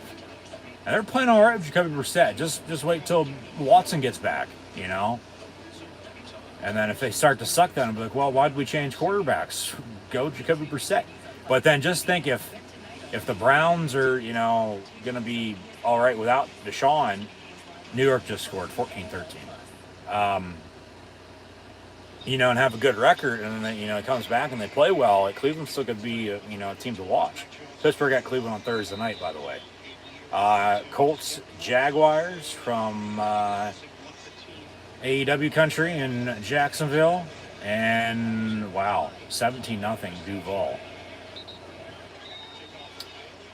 So Jimmy Johnson must have lost his job, or they don't feel like bringing him in via satellite from his home in the Keys during halftime here, because Sean Payton replaces on the table with the original TB12, Terry Bradshaw, Howie Long, and Michael Strahan. And now they're showing off some highlights from the Bucs Saints game, but of course former New Orleans head coach, have him talk about that. Pittsburgh's going to run some plays here. There's George Pickens for you. Rather than taking a knee, Pittsburgh with 2 timeouts, 17 seconds now. They pick up a big first down, complete near side. Number 14, the rookie receiver out of Georgia, George Pickens. And there's, somewhat of a deep shot. And now they have the ball at the 47. Get in field goal range. I'll be happy. Before halftime with 2 timeouts. Score a touchdown, tied up, even better. Another deep shot near side. Back to Deontay Johnson. Incomplete, though. He looked like he caught it, but couldn't Keep both feet down in bounds. 13 seconds, 2nd and 10. Fryermuth over the middle. Fryermuth over the middle. And he dropped it as he went out of bounds anyway, so it would have been incomplete. Pat Fryermuth over the middle, please, and thank you. You got 2 timeouts. You can afford to call one with 13 seconds. You don't need to be running every play to the sideline right now. Sideline is your best run in the situation as well, but Fryermuth over the middle if it's there. Trubisky going to step up, tuck it, and run. Timeout, 5 seconds. Timeout. Throw Hail Mary. Timeout, 3 seconds. So Trubisky gets sacked. He's trying to run out of bounds. Boos start coming in. Maybe it is time for Kenny Pickett.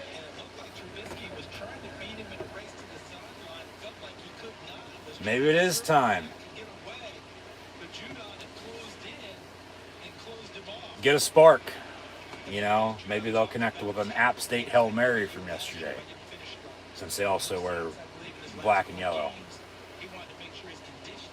And we're also in the hills of the Steel City, so 3 seconds after Pittsburgh timeout, 3rd and 14, gonna have to heave it. There comes a Hail Mary from the Steelers. As New England's, of course, gonna be back playing prevent. Make sure there's somebody bringing up the rear, but New England go call timeout, make sure they're set after getting a look, rightfully so. But throw a Hail Mary, if not, play hook and ladder. But, and I mean, Trubisky has an arm. He should be able from here to reach the end zone, I would think, but you know, very rarely, and that's why they call it a Hail Mary, do you connect on a deep ball like this with, you know, time ticking down to end the half here or at the end of the game. And then it's like a miracle when it does happen, because it wasn't supposed to. There's just bad defense at that point. New England bat the ball down, basically. So, 3rd and 14, same formation, trips near side out of the gun. Trubisky, here we go. Here's the Hail Mary. Gonna heave it. And he gets to the 10-yard line, and it's caught and then dropped out of bounds, incomplete. George Pickens. So, incomplete. That'll do it for the first half. It's 10-3 Patriots. They'll also receive the second half kick, I might add, as mentioned. So we'll see, like I said at the start, depending on how they play, how short Mitch's leash is going to be from this crowd with, of course, Kenny Pickett backing him up. They got to find a running game, though, to help out whoever the hell is playing quarterback. I said that last week. Because, you know, especially now up against Belichick, who's good against rookie quarterbacks, you put Pickett in, which I don't think they will. I'm not going to be shocked, though, if it happens. So I'll say that. But, you know, I don't care who the hell is playing quarterback for you. You know, could be Tom Brady, could be Mac Jones, could be Mitch Trubisky, let alone Kenny Pickett, or anywhere in between. From a Hall of Famer to, you know, somebody playing quarterback in high school right now. You got to have a running game, okay? And they got to rock the Naj with Najee Harris and get Jalen Warren more involved. They're starting to go to Pickens a little bit. Pat Fryermuth, not enough. But, like I said, where's the screens that they love to run? And I'm surprised they haven't run any of those, or I'm surprised they haven't run any damn end around with Chase Claypool. They know New England's going to be ready for it, though. That's why they're trying to catch him off guard and, you know, unexpectedly do something Matt Canada's not used to doing, which is probably, you know, eating him up. But at the same time, the way it's been, it needs to be better. Offensively, at least. And you can tell they're missing TJ Watt on defense because there's really no pressure coming off the edge. You know, it's going to be a group effort. You know, that's what it seems to be with who's stepping up, because nobody, you know, single-handedly. Minka has an interception. You know, Cam Hayward in the middle, up front. Middle of the defense, so the linebackers need to play a little bit better. Playing all right, but like I said, Devin Bush, Miles Jack, Spillane, along with Malik Reed. I mean, come on, man. Witherspoon gave up a big reception. The DBs, Edmonds, the same thing. I mean, it seems like Myers and Aguilar are Mac Jones' two favorite receivers. Well, somebody please like to cover them, but then also somebody make sure you're covering everybody else too. Because if they're covered, well, he's going to throw to whoever the hell's open. So they need to cover better. They need to tackle better. Somebody needs to step up on defense. They need to find a running game on offense. And, Mitch ain't looking bad again, but he's also taken 3 sacks. Offensive line could be playing better because they need to run the damn football. They're going to show some highlights here, basically the same ones we just saw on Fox, because Tampa and New Orleans went to halftime a little earlier than this game did. That's 3-0 at halftime. Saints, it's 10-3. Patriots on top of the Steelers, so they'll show off these highlights. We'll get some first half stats and scores here as well. Just once again, thank you for tuning in and watching my NFL live watch along reactions live right here on YouTube with the Patriots and Steelers. As always, I'm your host, Encyclopedia Sports, Glenn Luke 96. Be sure to like, follow, and subscribe on social media. The links in the description below. Scroll down, check out Facebook, Twitter, Instagram. Press the subscribe button, notification bell next to it, live right here on YouTube. Thumbs up button if you want Pittsburgh to come back and win this game. Here today to start 2-0 for the second time in the last 3 years as New England tries to not start 0-2 for the first time in 21 years. But yeah, 21 years ago in 0-1, they went on and won their first Super Bowl with Tom Brady, who's no longer a Patriot. Of course, he's in his 3rd year with the Buccaneers. However, today's game with the Patriots and Steelers, the first time since '98, as I mentioned at the start, and they also talked about it a little bit as well, that neither Brady or Roethlisberger are on the rosters for these two teams in the first meeting with New England Pittsburgh since before COVID, Week 1 in 2019. Just once again, thank you for tuning in and watching. Be sure to like, follow, and subscribe on social media. Links in the description below. Thumbs up button. Share. Chat questions and comments. Super chat, super stickers, super likes, and super thanks. Always greatly appreciated. At halftime, Mac Jones with a 10-3 lead in favor of the Patriots on the Steelers. 10-17, a $143, a touchdown and a pick. He has been sacked 0 times. So last week the Steelers defense had 7 sacks and 5 turnovers on Joe Burrow. They need to wreak havoc in this second half if they want to come back and win as well. Mac Jones 10-17, a $143, a touchdown and interception. Harris 5-25, and then Nelson Aguilar leads team in receiving. 4 catches, 80 yards and a touchdown. Jacoby Myers has 5 catches, 57 yards receiving. Kendrick Bourne 1 of 6. He's gone to 2 receivers. Somebody cover him, okay? Somebody else is going to get open though. If, like I was just saying, if they're covered, you also got to be able to cover them. They got to cover better. They got to tackle better. But he's taking what the defense is giving him, and Myers and Aguilar are getting open. So yeah, Jones 10-17, 143 yards and a touchdown along with that pick. Pittsburgh capitalized off that interception, so they don't turn the ball over. Pittsburgh gets shut out in this first half because that field goal is off that INT. Trubisky's 11 of 19, 96 yards and interceptions. Been sacked 3 times, I might add, as well. So they got to block better for him up front to be able to also run the football. As Najee Harris has 10 carries, 30 yards rushing. Jalen Warren 3 of 12 on a 4-yard average. And then, he is dishing it out, pretty evenly. Claypool right behind Deontay Johnson, who has 3 catches, 33 yards receiving. Claypool 4-26. Pickens has that catch for 23 yards. Of course, they went to him again on that Hail Mary, but he caught it and then dropped it out of bounds, incomplete, halftime anyway. And then Pat Fryer moved 3 catches, 14 yards. You need to go to him more over the middle as a check down receiver. But it starts off right. You got to be able to run the ball. And this defense, they're going to have to rely on them. This defense, Pittsburgh Steelers defense, is going to have to win the game. They're going to have to get after Mac Jones, cover, tackle battle once again, like I said, but force turnovers, capitalize off those, and hope to come out on top. Bill Cowher, we're going to talk about the Steelers. Exactly, they take some shots too. I've been saying that. Take some deep shots. They did on that last drive, but 20 seconds and 2 timeouts, and then you get sacked in the Hail Mary. Like, that ain't cutting it. You got to keep it more balanced and consistent, which it's there, but every once in a while you got to take a deep shot. Look at New England. They took a deep shot and it fucking worked out for them. They scored on it, because Pittsburgh Witherspoon couldn't coverage. Pittsburgh has had the ball about 5 more minutes. They're down by 7. The penalties early on, okay, whatever. At this point, the refs have since let them play. Turnovers are 1 apiece. Yeah, Pittsburgh with 3 sacks. You got to be able to block for your quarterback, and you got to be able to run it. I don't care who the hell, once again, is playing QB for you. You got to be able to run the football and help them out. So we'll see if it's Mitch Trubisky or Kenny Pickett. It's going to be Mitch. I'd be shocked if it's Pickett come this third quarter when they come out on offense, but you never know. Never say never. I wouldn't be shocked, but I highly doubt it.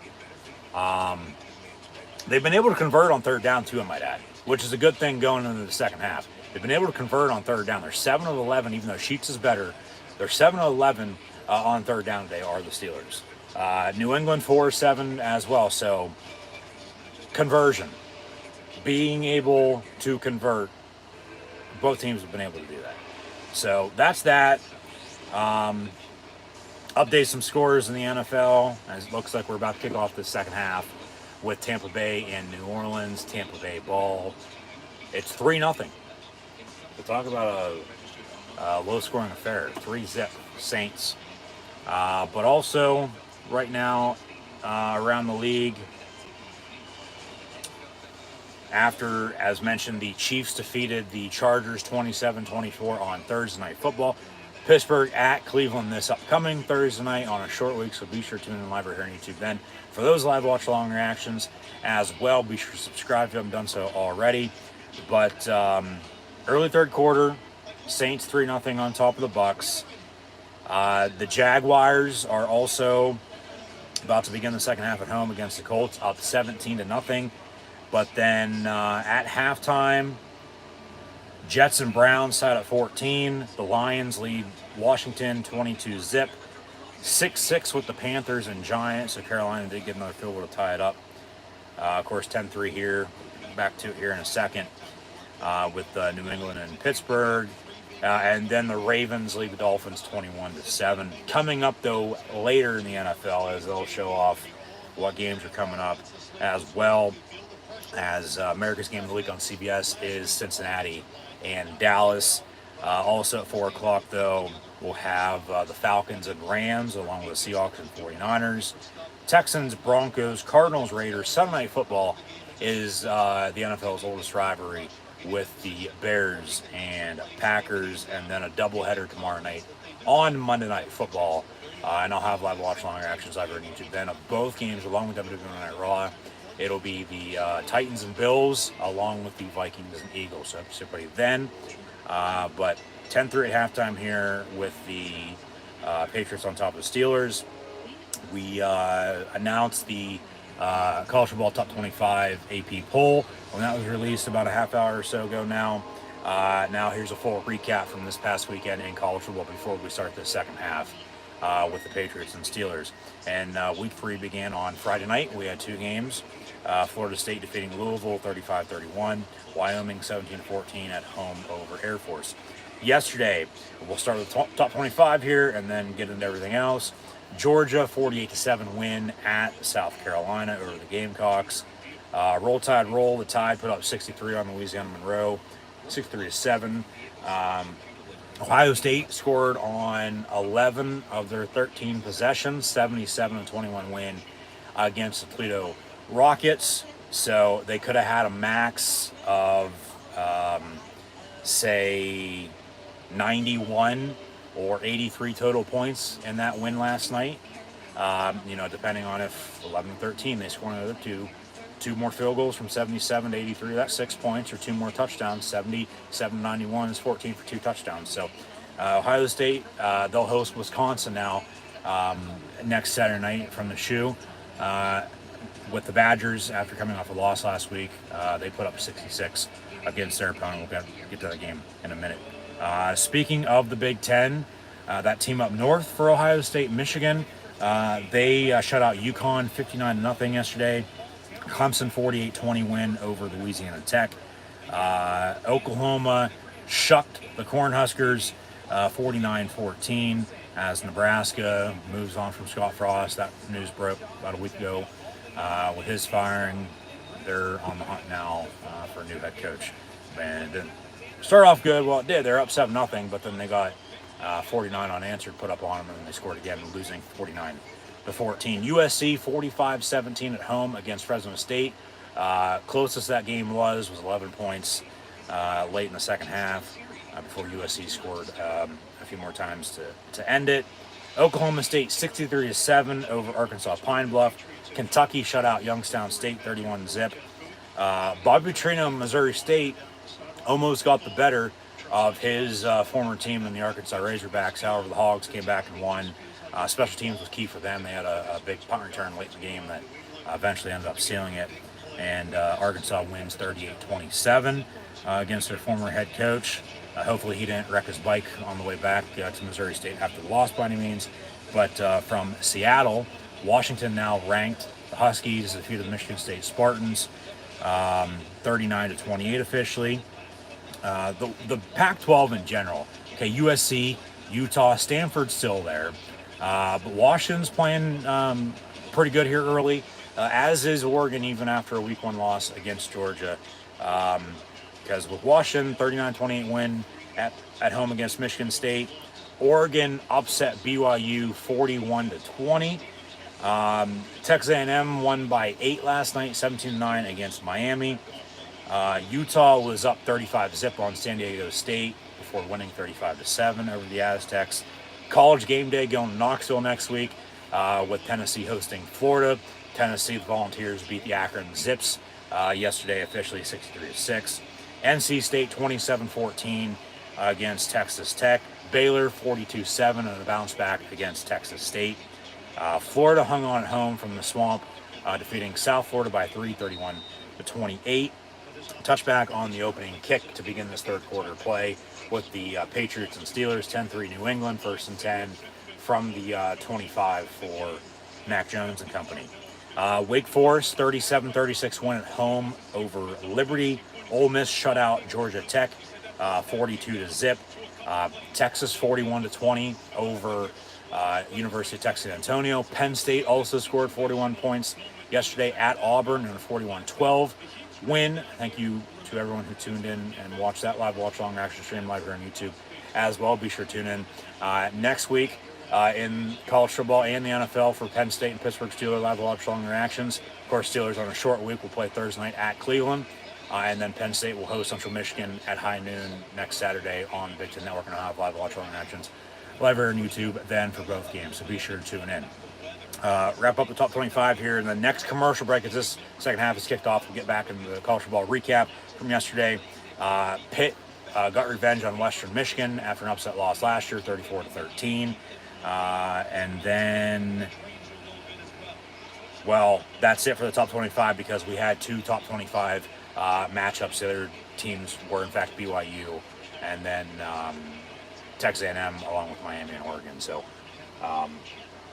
that's that. We'll get into the other games from yesterday coming up shortly, so stay tuned. What do we got here? Mac Jones pass, and it was caught. So New England's going to have a 1st and 10 of the 39-yard line a minute into this third quarter, up 10-3.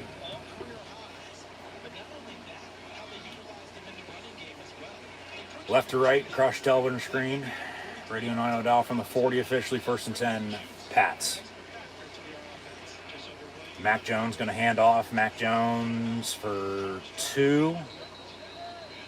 On the give to, was that Harris or Stevenson?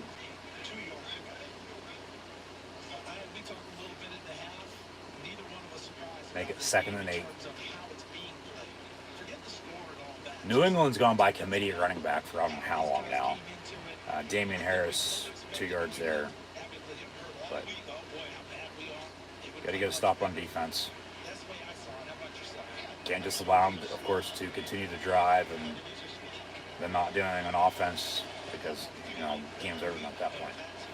2nd and 8, Mac Jones looking to throw. That's another hold. No flag, but they dump it off and get the first down to 46. For Cameron Sutton, first time I've said his name today. He's had a quiet game, and Miles Jack make the stop. Yeah, Sutton needs to step up alongside Minka. That's a hold. Where's the flag?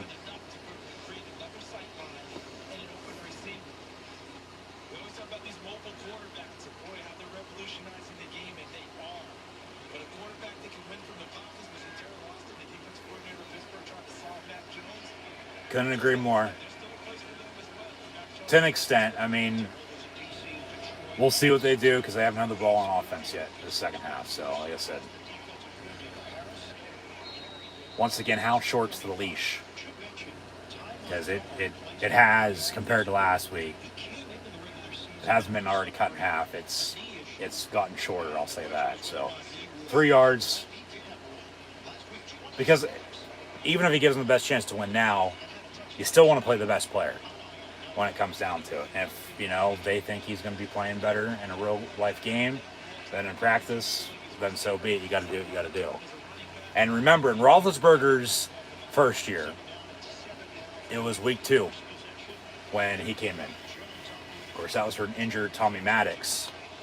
But, of course, knock on wood, don't want to have, Mitch get hurt or anything like that because, if Pickett does get the job, Mitch being the backup, which, I mean, they have more talent here in Pittsburgh than what he did in Chicago, no doubt about it. But he backed up Josh Allen in Buffalo last year. I'd rather have him as damn backup quarterback than fucking Mason Rudolph, but they've kept Mason as, insurance policy if it comes down to his third string quarterback, but he's not even dressed. So rather than give him away for next to nothing, basically, and then have him, beat you potentially if he signs with somebody you play, 3rd and 7 handoff, lowers the shoulder, first down, New England. You got to make that tackle. Yeah, this defense really missing T.J. Watt, and errors being sucked out of Heinz Field in the process. But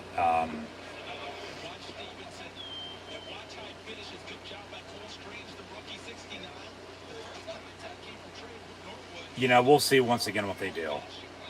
But if they go 3 and out again, or he does something stupid, just wait for the boos.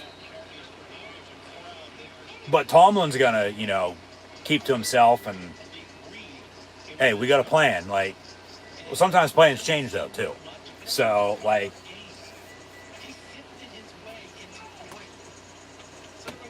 we'll see once again what they do. I'll leave it at that because they still got to make stops on defense.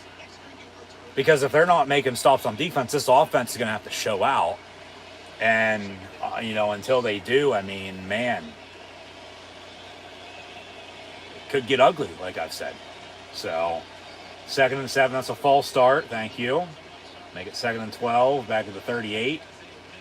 Probably make up from the hold that they missed a little bit ago. 10:29 to play in the third quarter.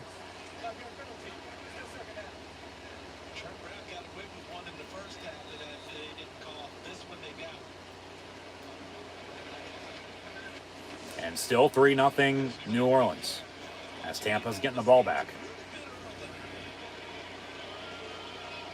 They need a big play is what they need. And, of course, with Brady, is he hurt? He's still playing, of course, but a right hand, left hand injury. 2nd and 12 for New England. Now we got a timeout by the Patriots. So they give them the timeout rather than the delay a game. So they'll have 2 remaining the rest of the way, 2nd and 12. And they'll take a timeout. And we'll get back to these college football scores from yesterday. We left off with the top 25. Also, though, yesterday in college football with teams just on the outside looking in. Virginia Tech, 27-7 win over Wofford. Mizzou, 34-17 over Abilene Christian. Army put up 49 in a 40-point win against Villanova, 49-10. Southern Illinois upset Northwestern, 31-24. Purdue lost by 3 at Syracuse, 32-29. Cincinnati, 38-17 over Miami, Ohio. Kent State, 6-3-10 over MJS Long Island. Indiana won on a game-winning field goal in overtime against Western Kentucky, 33-30. West Virginia put up 65-7 win at home. First one of the year, actually, for the Mountaineers as well, over Towson. Coastal Carolina, 38-26 over Buffalo. Bucknell got shut out at Central Michigan, 41-zip. UCLA also won on a game-winning field goal, 32-31 over South Alabama. Iowa State, 43-10 over Ohio. Rutgers, 16-14 at Temple. Same score for Virginia defeating Old Dominion. Ball State shut out Murray State 31-0. Notre Dame, luck of the Irish, they won their first game of the year as well after a Hail Mary by Cal, 24-17. Golden Domers, Tulane 17-10 over Kansas State. So that's a big upset. And then UNLV 58-27 over North Texas. Vandy defeated Northern Illinois 38-28, excuse me. Minnesota 49-7 over Colorado as we watched ESPN, CBS, and then ESPN on the main TV, along with ABC on the second TV, and then Fox, and then ESPN2, and then ESPN2 and Fox on the other TVs, flip-flopping them, with depending on the game all day yesterday. Speaking of Wisconsin earlier, they put up 66-67 rout over New Mexico State. UMass 20-3 over Stony Brook. App State from the mountains of Boone, North Carolina, won on a Hail Mary over Troy, 32-28. UAB 35-21 over Georgia Southern, so big one over Nebraska, but then they lose at UAB. Kansas beat Houston 48-30. Kansas in the Big 12 making some noise early, but it's still a lot of football to be played. After the timeout, 2nd and 12, make it 3rd and about 9. 3rd and 8, 3rd and 9 here for New England, 9:15 and counting to play. We'll leave off with that, and we'll get back to these college football scores in a minute. Big 3rd down for the Steelers. They got to get the hell off the field. They do. They got to get the hell off the field here.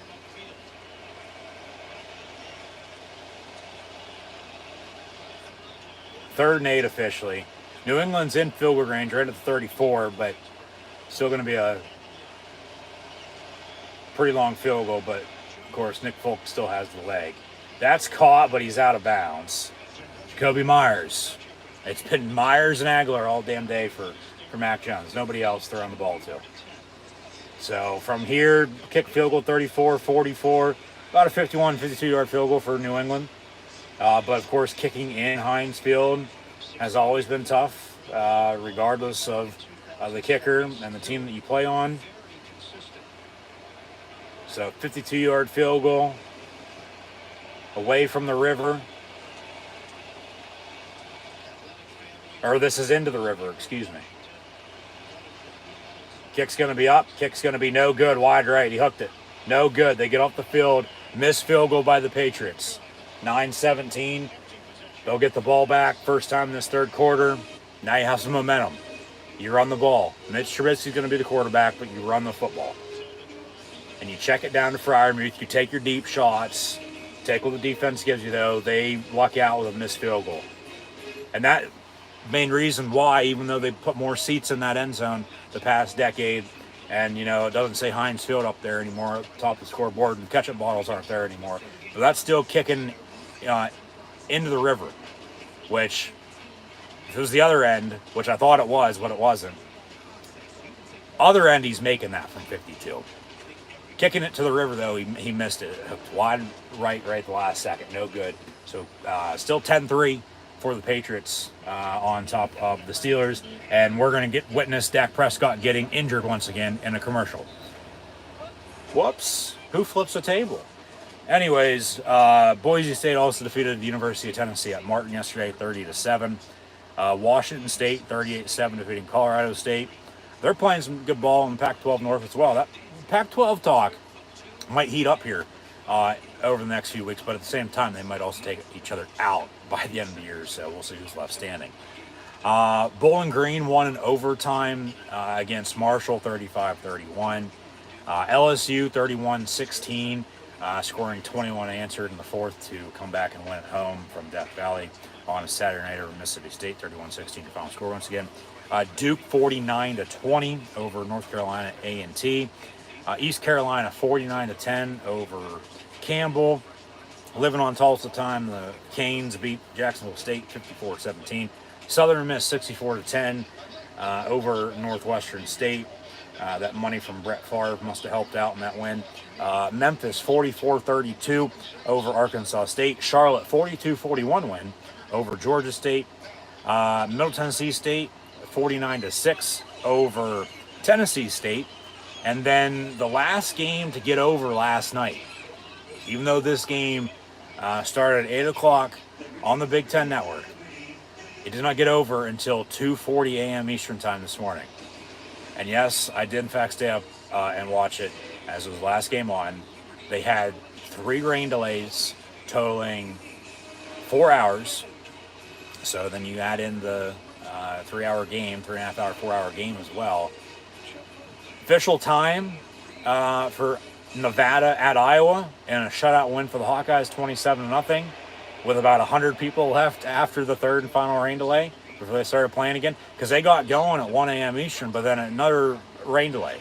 And then they, got back at it again about an hour or so later and played the final 5 minutes in the third quarter and the whole fourth quarter. The Hawkeyes ended up winning 27-0. I'll leave it at that because we're back. As they're going to announce, as we already know at least, Franco Harris, he's getting his number retired as a Steeler, the third Steeler all time to have that honor. And that'll come on Christmas Eve night against the Raiders. So number 32 will be hung up in the rafters. 1st and 10 Pittsburgh, though, from the 45 after a run by Najee Harris. Gunner in motion. Handoff from Trubisky to Najee. And a yard for him. So trying to find a running game in the second half. Down 7, 10-3 is your score. Still 3-0 New Orleans over Tampa. But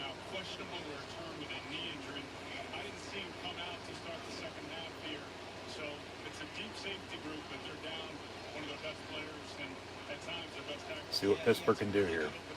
2nd and 9. I mean, you're right in the zone for taking a deep shot. Zach Gentry in at tight end.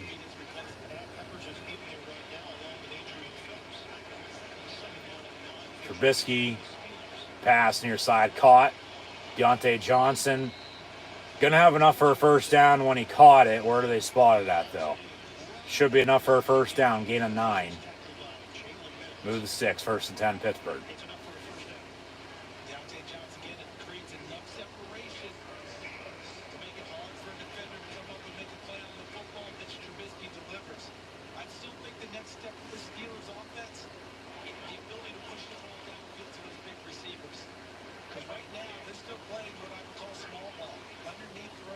From the 35, 1st and 10.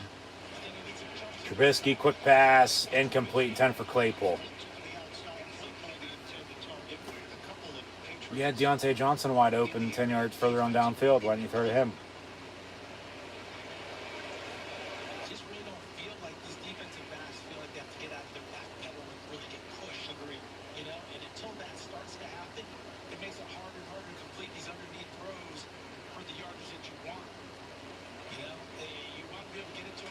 Second and 10 following the incompletion.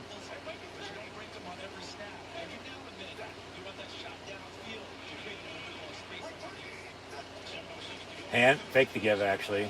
Back on the bubble to Deontay Johnson. He's trying to break a tackle, but then gets 2 yards. 3rd and 8. At least they're in field goal range at this point. I mean,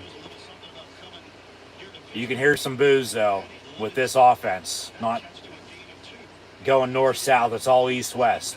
Last I checked, the end zone's in front of you, not on the sideline. So they're still moving the ball. They've been able to convert on 3rd down. We'll see what they can here, but you got to get the ball further on downfield. Enough with this, dump-off shit. Even though they love running their screens, and surprisingly they haven't really done that today. Maybe they're holding off until they, have to. Going to have a timeout. First by the Steelers, 6:27 to play in the third quarter. 10-3.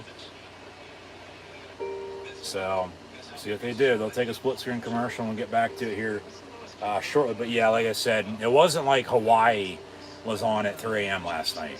It was Iowa after a rain delay. So with as many people were left and then watching on Big Ten Network, I wasn't expecting Iowa in the Midwest, to be on at 3 a.m. In the final game of the weekend. But yeah, they won over Nevada 27-0, as mentioned. Because honestly, when the hell next opportunity you're going to get that chance to watch that, whether you're watching on TV or there in person. Maryland beat SMU 34-27. Boston College 38-17 over Maine. UCF 40-14 over FAU. Rice beat Louisiana Lafayette 33-21. Oregon State put up 68-28 and a 40-point win over Montana State, and then we'll get into the final 4 games here in a second. 3rd and 8 for the Steelers. Dump off, complete to Warren. He's brought down loss of a yard or so. Boos now, very loud boos from the crowd, and they want Pickett. What the fuck's this? Yeah, exactly. No gain on the play. Be 4th and 8 from the 33, and here comes about a 51-yard field goal for Chris Boswell. Cut the lead to 4 at 10-6, and they're chanting for Kenny Pickett. So they want the snake. 4th and 8. Boswell from 50 plus. Kick's going to be up, and the kick's going to be good. All right, 10-6 Patriots. Steelers with 2 field goals, but eventually you're going to have to punch it in. 5:44 to play in the 3rd quarter. Down 4. 10-6 Patriots. And we still got 4 games to recap here for college football, as mentioned from yesterday. And as we already previewed next week yesterday, so if you want to know the games for next week, check out that. But also last night, New Mexico beat UTEP 27-10. Arizona hung on at home, beat North Dakota State by 3, 31-28. And then Hawaii beat Duquesne 24-14. But Eastern Michigan upset Arizona State out in Tempe 30-21. So those are your college football scores. And then, of course, next week will begin on Thursday night for both college football and the NFL, and I have live watch-along reactions live on YouTube with the Steelers at the Browns. But today, they're down by 4 at home against the Patriots. They got to punch it in. These boos are going to continue to, ring down, no doubt about it, but Trubisky's going to stay in until he does something stupid. But it's coming to a point in time, like, this close of a game, you're probably not going to make a change. Even though you might want to, you probably should. You don't want to throw them to the Wolves, like I said, though, too. Especially against, one of the best NFL coaches ever. If not the greatest of all time, Bill Belichick. But at the same point in time, you don't want to keep them in and then have them make a mistake, and then that's what, costs you the game, and then you end up losing today. So it's like, what way are you going to, take when you're at the fork in the road? And then, of course, if this keeps up, it's just going to continue to get worse and worse and worse. Their next home game's in a few weeks. They play the Jets, week 4. It's pretty split from now until October, end of October, with home games and away games. They played at Cincinnati last week, of course. New England today. They go to Cleveland on Thursday night, and then they get the Jets before they go to Buffalo, and then they get Tampa before they go to Miami, and then they get Philly. So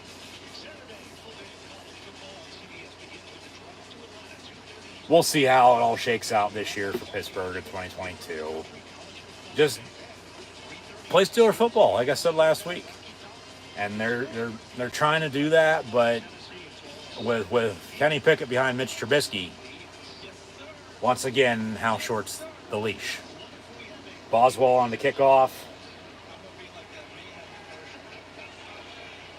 And a return. And a tackle at the 15. There's your spark you need. Now this defense needs to step the hell up. 1st and 10 New England from the 15. 5:40 to play in the 3rd quarter.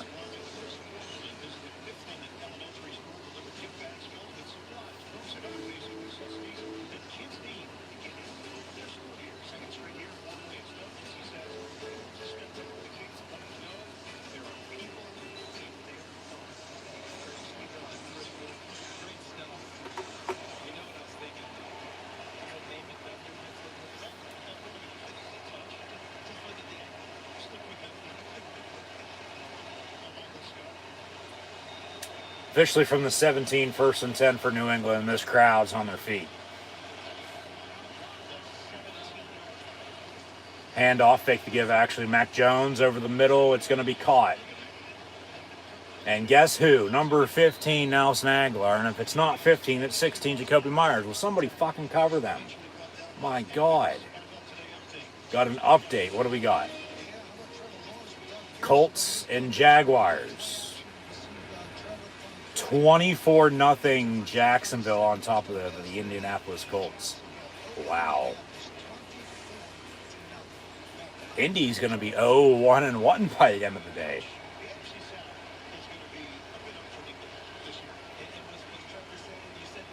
First and 10 from the 42. Got a penalty, and we're going to have a false start. 5 yards. First and 15.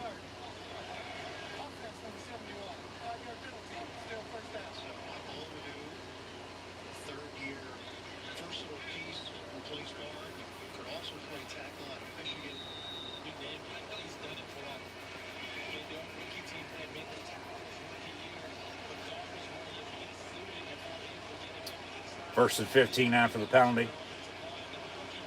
4-4-4 and counting to play in the third. Got to get up the field on D here. Get a big stop. Mac Jones dumps it off. It's caught. Guess who? Jacoby Myers, other favorite target today. Be second and about 8.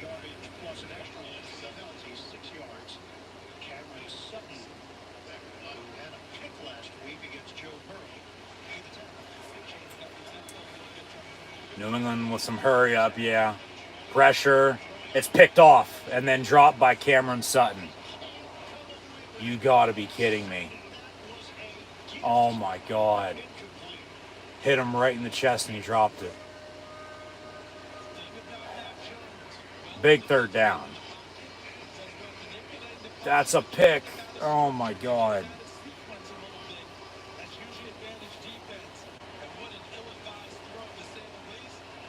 Third and 9 officially for the Patriots here. Pressure. Pressure.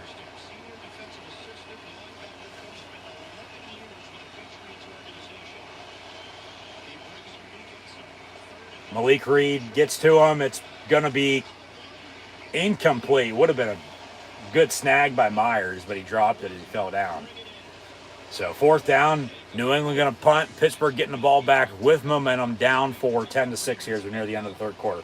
Also nearing the end of the third quarter, Bucs and Saints. It's 3-3 now. So both these games are going to come down to the wire, it looks like. Good coverage by Cam Sutton. He's starting to step up.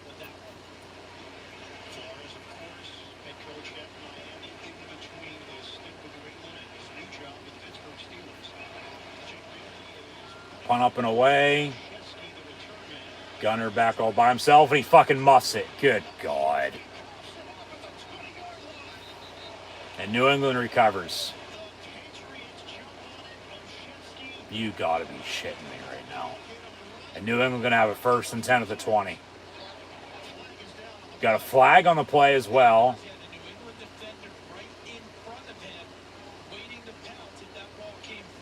What do we got? This penalty could be the difference.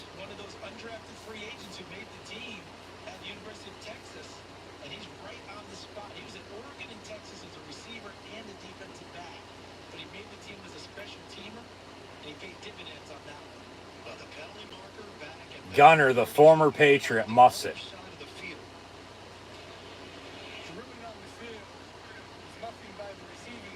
Yeah. 1st and 10 New England.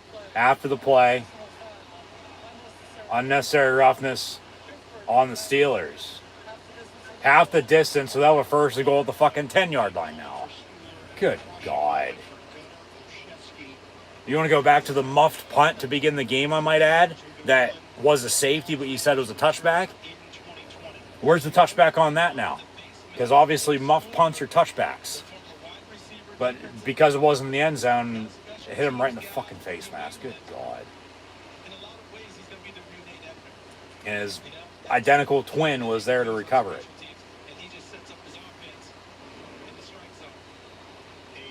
Stupid. Biggest play of the game thus far. And now they got a 1st and goal at the 10-yard line after that penalty. Defense needs to stop. Need a turnover. Bad. They'll run it. And Harris gets to the 6 on a 4-yard pickup.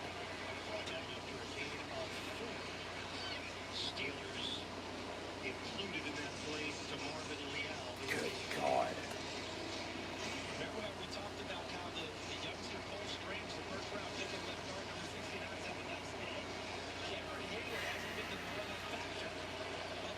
Second and goal. You got to force a field goal.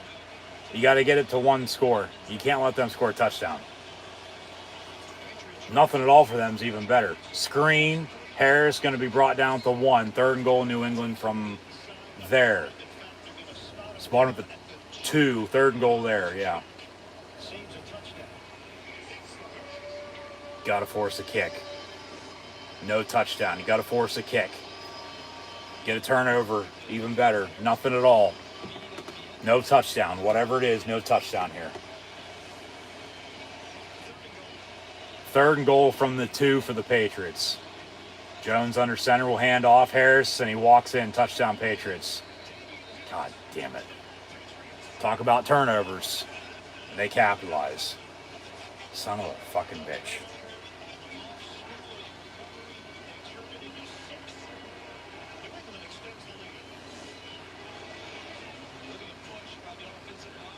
Now, I mean, honestly, I think you got to put Pickett in. I do. Because Mitch ain't getting the fucking job done, and you're down 17-6 with a full quarter to play. It's not like 5 minutes. You got a full quarter and another 2:47 on top of it. And you got 2 timeouts. I mean, of course, you don't want to let it get out of hand, though, either. If something would go wrong for him, game's for sure over then at that point. But that muff punt's the difference.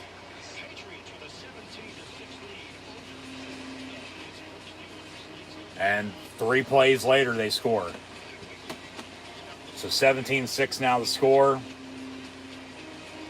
Going to come down to the wire. Going to have to score here quick. Whether that's a field goal to cut it to 8 and then needing a touchdown on 2 points to tie, or a touchdown now and then, a touchdown later. Defense still has to step the hell up, but honestly, at this point, they're not going to, but I'd be putting Kenny Pickett in. I mean, because maybe he's that spark that you need right now. Because they sure as hell ain't getting it from anybody else. Because damn well they put him in. This crowd's going to be behind him 150%. Okay?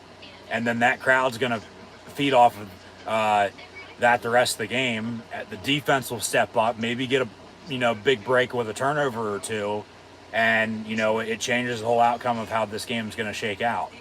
They're not going to, but I'd be putting Kenny Pickett in right now if I was Mike Tomlin. But I know he's not. So we're going to have to live with Mitch Trubisky for the time being. Mitch today, pull up some stats. He once again hasn't played bad. Hasn't played as good as he did last week, though, because he's been sacked 3 times. He also turned the ball over. Luckily, they didn't capitalize off of that turnover. But as Pittsburgh capitalized with a field goal off of New England's interception, the muff punt right there is the difference, and New England capitalized with a touchdown off of it. So it's 17-6 here, 2:45 to play in the 3rd quarter. Pittsburgh getting it back when we return. But you even got to go back to the start of the game. That muffed punt, which was the same as that, and then they say no touchback into the end zone, even though he was tackled in the end zone, which is a fucking safety, I might add. New England drove and kicked the field goal then. So you take that 3 points off the board. It's 14-6. It's a 1-score game. Pittsburgh down by 8, needing a touchdown and 2 points to tie it. Not 11, with a touchdown and 2 points and a field goal to tie it. So we'll see how this shakes out, but they just got to make some plays. And this crowd's, got to help them out. And they got to still find a damn running game with Najee Harris. This is absolutely pathetic. Because still, even if you make a quarterback switch, you got to still have a running game. So Mitch today, 15-24, $120, has the interceptions, been sacked 3 times, but they don't have a running game. Najee Harris is 11 of 31. Jalen Warren still 3 of 12. I'd be making a change, but you still got to have a running game, but they're not going to make a change. So touchback, 1st and 10 Pittsburgh from the 25, and what do we got? Who's coming in at quarterback? Because if it's Trubisky and just wait till he makes a mistake or two here, yeah, it's going to be Mitch because there's Pickett right behind Tomlin on the sideline. Like, hey, get ready maybe.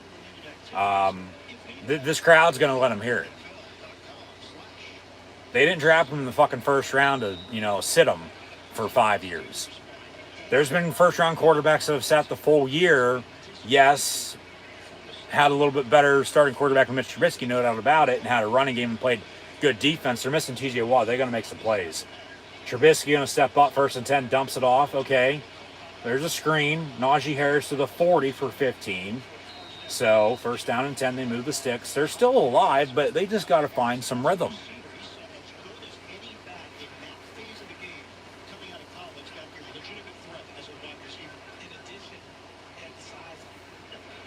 From the 39, 1st and 10. Trubisky, slant over the middle, incomplete, and 10 for Deontay Johnson. Booze. 2nd and 10. Yeah, the turnovers are a big difference, no doubt about it.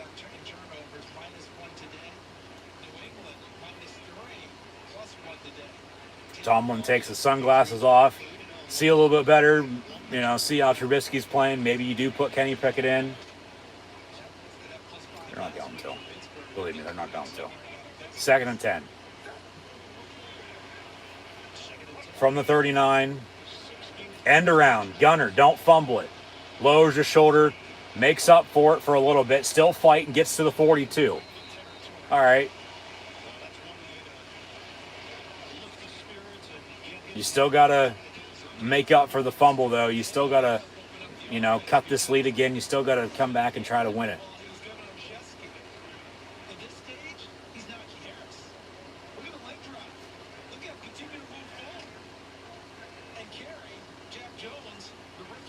So 1st and 10. From the 43. Yep. No doubt. Trubisky, halfback draw, Najee Harris up the middle. And he'll get 8 yards, so they're starting to tote the rock. Under 2 to play in the 3rd. But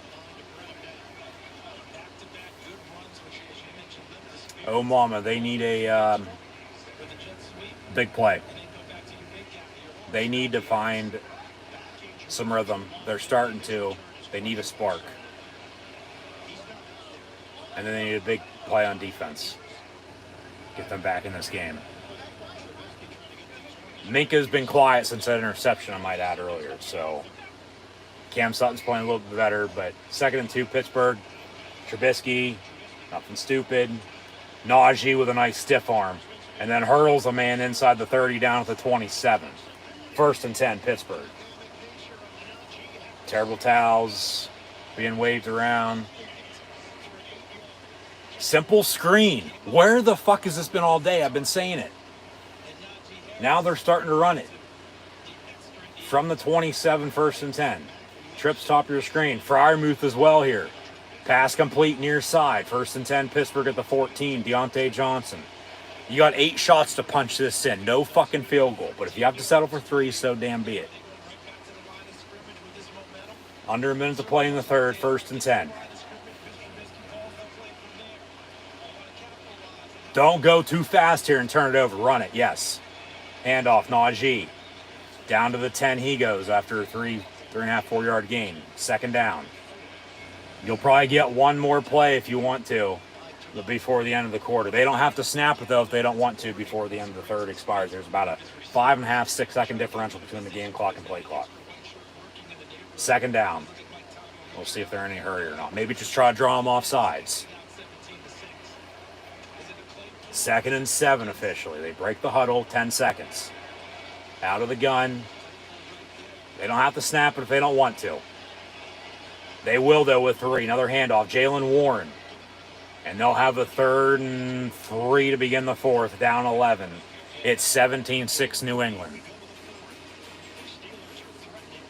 Knocking on the door, trying to come back. 3-3 Tampa and New Orleans still. Mac Jones at the end of 3 is 16-27, 204 yards passing, has a touchdown and interception. He has not been sacked once today. Okay, so keep that in mind. We got to fight. We got to fight. Tampa and New Orleans, I believe there's a fumble, but we got to fight. Refs are trying to force them back.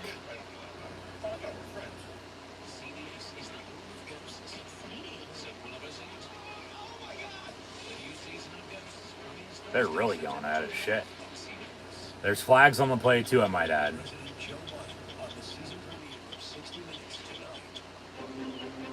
Oh, who cares about Brandon? So they break up the teams. We'll see what the penalties are. Brady was talking shit, and then they wave him off. He obviously said something to him. And then Fournette sticking up, and there's the pushing and shoving. Yeah, so they're trash talking each other. And Mike Evans ran back out on the field. He might get ejected. He just fucking shoved him, and then that's where the flags came out. And then they got tackled to the ground. Got a fight today in the NFL. Hell yeah. There's Bruce Arians in the background, seeing it all come undone firsthand. Tampa's just like, hell yeah, egging them on. Going to be some unsportsmanlike conduct, probably some players tossed.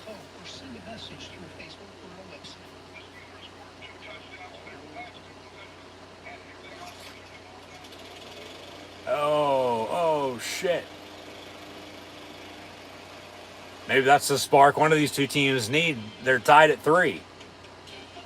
Yeah, they're fucking talking trash. And then Evans came in, and that's when it really got bad.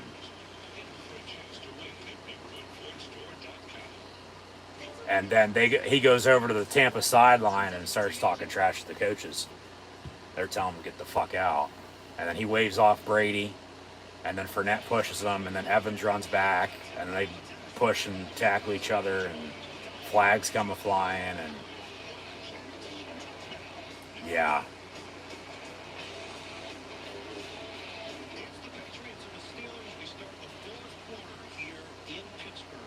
Alright, it looks like some players have been DQ'd.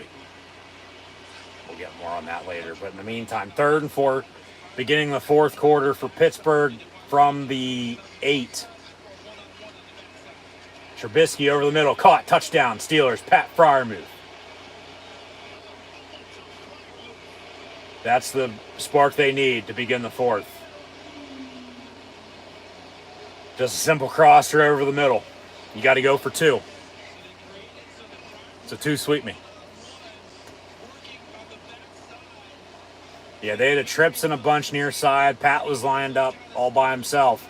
Simple crosser over the middle. Pat Freiermuth.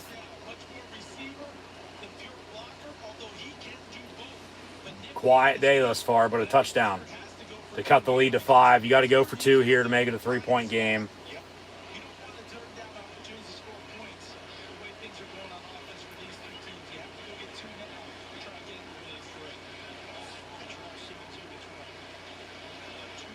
Two-point play for Pittsburgh from the 2. Trubisky looking to throw, and it's going to be caught by Deontay Johnson, and he's in. And the 2 points successful, and Pittsburgh cuts the lead to 3 at 17-14 with 14:58 to play. Both teams 2 timeouts, 2-minute warning to come, but this crowd's coming alive. And Mitch Trubisky is still giving them the best chance to win. As much as we would like to see Pickett in a situation or two, you know, with how bad they played, they're coming back, and this game ain't over just yet. They got to find a running game still, though. Okay? In the meantime, Mike Evans has been thrown out, and Lattimore's been thrown out. Evans pushed the camera away as he was walking off the field and then gave his gloves to, I a father and a son in Mike Evans gear. So crowd's amped up. They're still tied at 3. They sure as hell weren't throwing Tom Brady out for that. Because it really didn't get going until Evans ran back out on the field and pushed him, and they tackled each other. But there was trash talk from Lattimore to Brady, and then he waved them off, and then Brady's talking shit, rightfully so. And then Fournette pushed him, and then Evans came back in, and they got it situated. It's still 3-3, and I'll leave it at that. I don't know whose ball it is, down in distance or anything like that. It's probably like going to be 3rd and 80, but yeah, good game. Good fight as well. Haven't seen one of those in an NFL game in quite a while. At least live. Normally you'll see a video or two from another game around the league, like not in your area at the same time. It's like, well, I missed this, and then they don't talk about it unless you see the actual video. But seeing that live, that was good. It's getting chippy, and it's going to get worse. Just wait. There's going to be a big hit or two on somebody when they come back. But no, the Steelers come back and cut the lead again. It's 17-14. Survivor starts back up on Wednesday, which is a good thing as well. So Steeler win, along with a Penn State win yesterday, will make another good weekend. As both, to this point, are undefeated. Even though it still is early. Past few years, there's really been, no leeway. 2020, Penn State started 0-5. Steelers started 11-0. Last year, Penn State started 5-0 with the Steelers at 1-3. So, 3-0, 1-0, fourth quarter to play here, 17-14 Patriots. 14:58 to play, like I said. They score, they get the 2-point, down 3, and this defense is going to have to make some stops. So who the hell steps up on defense? You got Cam Hayward in the middle up front. They're missing people coming off the edge, no doubt about it. But in the middle, with the linebackers, as they show off Pat Freiermuth with the touchdown, like, never any doubt that this would happen. But return from the 2-yard line here. And this crowd will be into it. You know damn well they will be.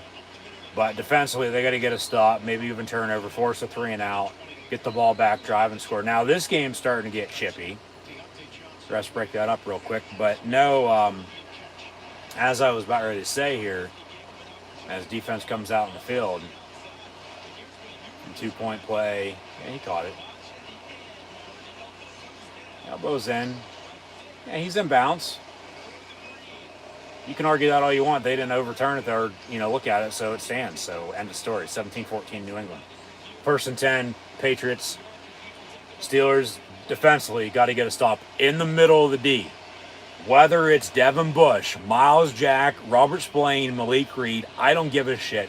Minka Fitzpatrick in the back end along with Cameron Sutton. Okay? But somebody's name who we haven't really said today, Kella Weatherspoon gave a big touchdown. Maybe he makes a play. There's Edmonds, Levi Wallace as well. We'll see. But got a late whistle. Belichick wants the play clock reset. It's 1st and 10 New England. But Mitch Trubisky's now 19 of 29 for $163 and a touchdown. Has the interception. They didn't capitalize off it, though.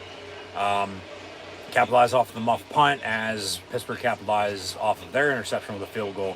17-14 after the score and the 2-point was good. So you got to find a running game, though. Najee Harris, he is 13 of 42 on the ground, but, getting back in it like this, you still got to be balanced on offense when you get the ball back. So here we go, Steelers chant. And if Pittsburgh comes back and wins, one of the main reasons is going to be this crowd. They're going to spot the ball where? Now the crowd's back into it. So amp them up, quiet them down. Here we go again. 1st and 10, New England. From the 28.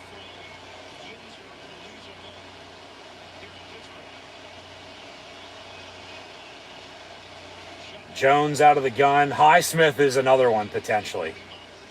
Alex Highsmith. He's gotten to him a few times. He's coming off the other side along TJ Watt when they're together. But now an update.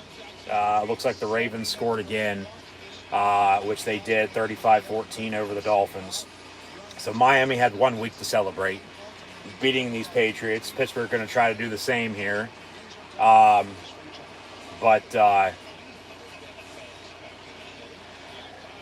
who's going to step up? From the 39, handoff. And a 2-yard gain.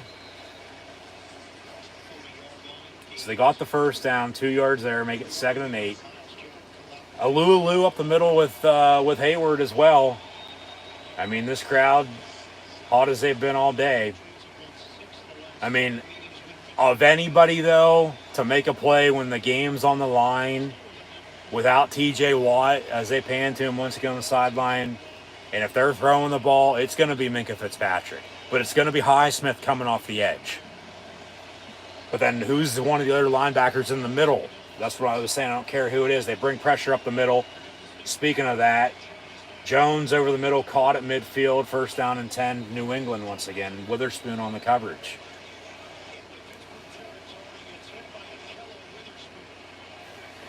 Got to make a play.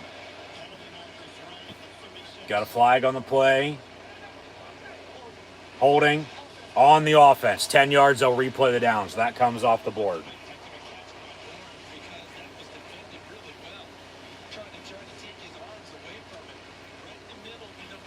Yeah, Jack came flying up the middle.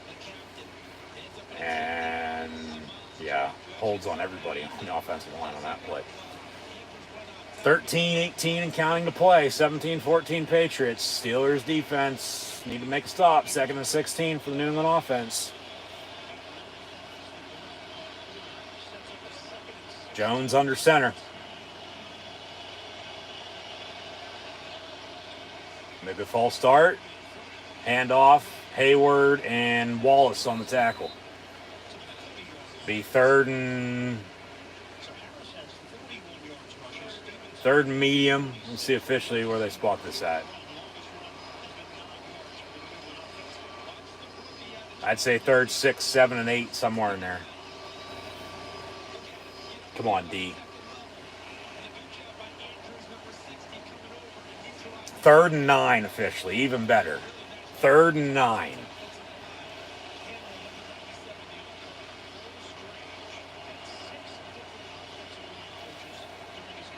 And Jones looking to throw.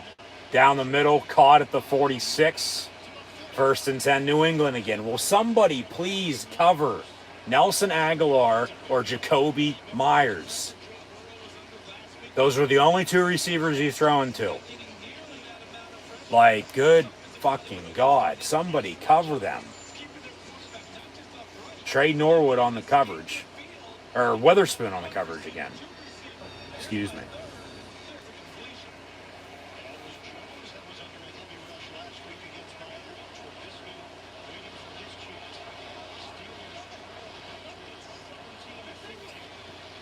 From the 45, bubble screen complete to Aguilar, stiff arm, and then a tackle after a 5-yard pickup to Marvin Leal, Miles Jack there with the gang tackle.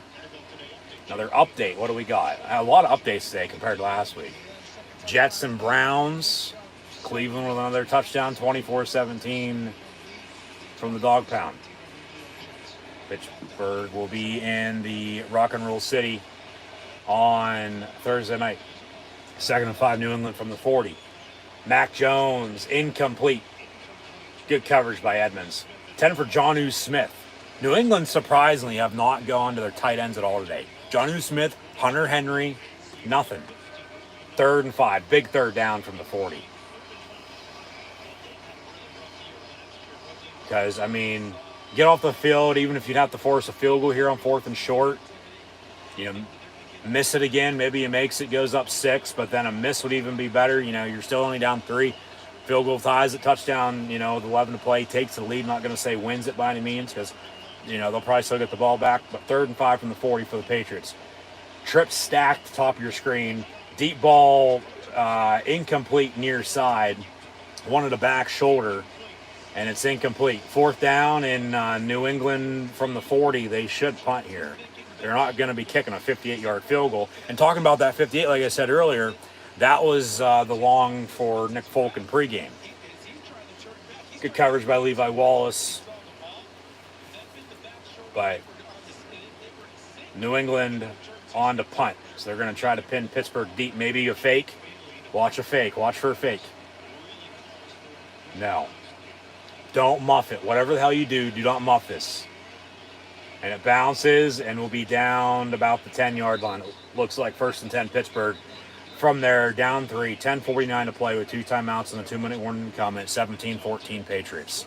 On top of the Steelers. Run the football. Keep it simple. Work the sticks.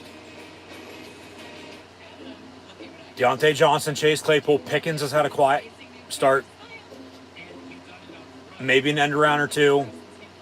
Run your screens. Check it down to Freiermuth, though. And if he's not in, or if they're running a 2 tight end set, Zach Gentry doesn't have a catch yet today. But you got to run the football. Starts up front. You got to rock the Naj and run 22 and Najee Harris. But now might be the time, too, even though they're going to be ready for it. Catch them off guard with your balance and consistency to take that deep shot that you haven't taken yet today. Whether that's deep down the middle or on the sideline, watch out for Pittsburgh to take a deep shot on this drive, and knock on wood, hopefully they can execute it and they don't turn it over. Nothing stupid either with penalties or turnovers to begin with. That's as always anyway. So, man, just it's there for the taking, like I said. Can they grab the bull by the horns or not? This crowd, they'll simmer down, they'll cheer big plays made, and they're going to boo Trubisky if he fucks up here. Because if they, somehow lose this game after, coming back here, believe me, there's going to be a lot of talk this week about a potential change. But then they'll stick with them, because sometimes you got to fight through adversity. But also remember, last week in overtime, he got the Steelers in field goal range for the game-winning field goal to start 1-0. So can he get them in field goal range here to tie this game up at 17 and then bend but don't break defense, like I said earlier, we'll see if they can make a stop and get the hell off the field again, potentially with a turnover. That could be the play of the game at that point. Or do they score now? Or, who knows what the hell is going to happen. And yes, us Yingers, like our Permani brothers, fries on hoagies, and looking at that makes me hungry too, so I'm going to have to get something to eat here, hopefully after a Steeler comeback win.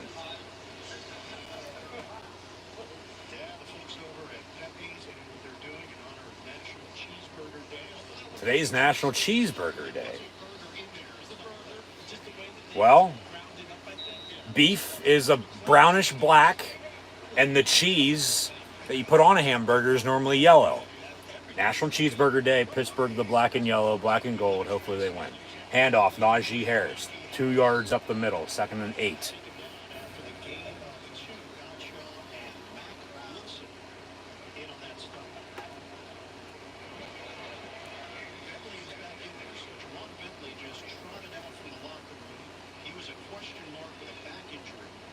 Keep it simple, nothing stupid.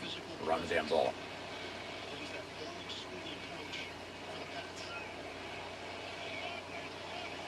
Brady going deep, caught, touchdown. Bucks take a lead, 9-3.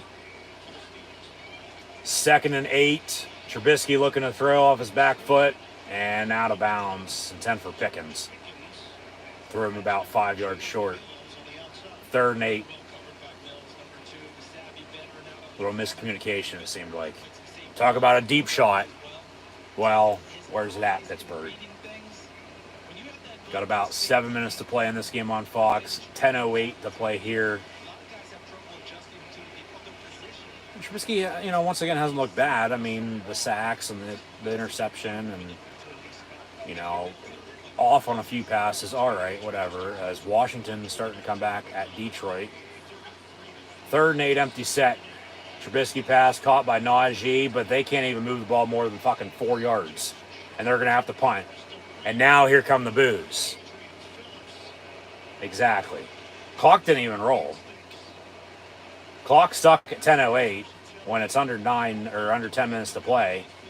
Now they wind it. So that was an untimed down, basically.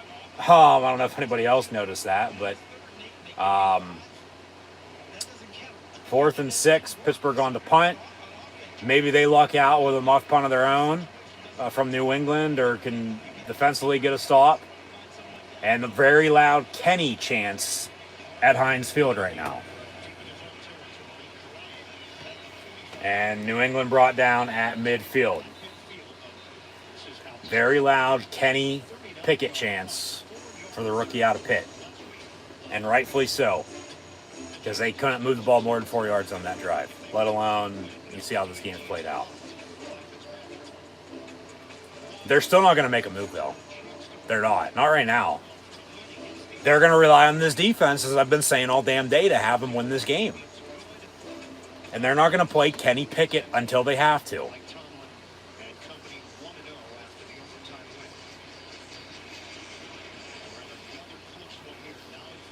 So 1st and 10 New England from midfield. 9:40 to play. 2 timeouts for both teams. 2-minute warning to come as well. 17-14 Patriots. Defense needs to step the hell up. And who's it going to be? In absence of TJ Watt. Because they're missing that pressure off the edge today.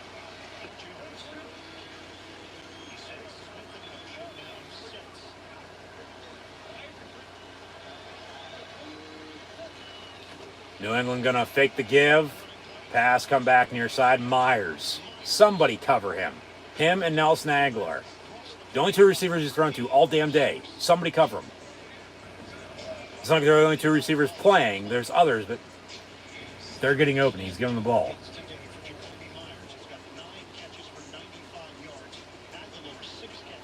So 2nd and 4.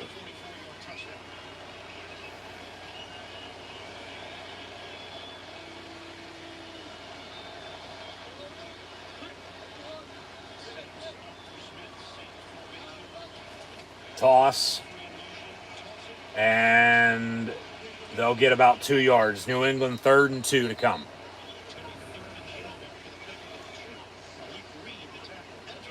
Another update. What do we got? Probably the Tampa touchdown. Yeah. That we just saw. Tom Brady from 28 yards to Brashard Perriman. And then Tampa just gets an interception. And good return. Up 7-10, 3 ball around the 30-yard line. So the Saints are letting it slip away, and Tampa's taking advantage after that fight. 3rd and 2, big 3rd down. Maybe they'll play the game here for the Steeler defense. 3rd and 2 for the Patriots from the 42. 8-1-4 and counting to play.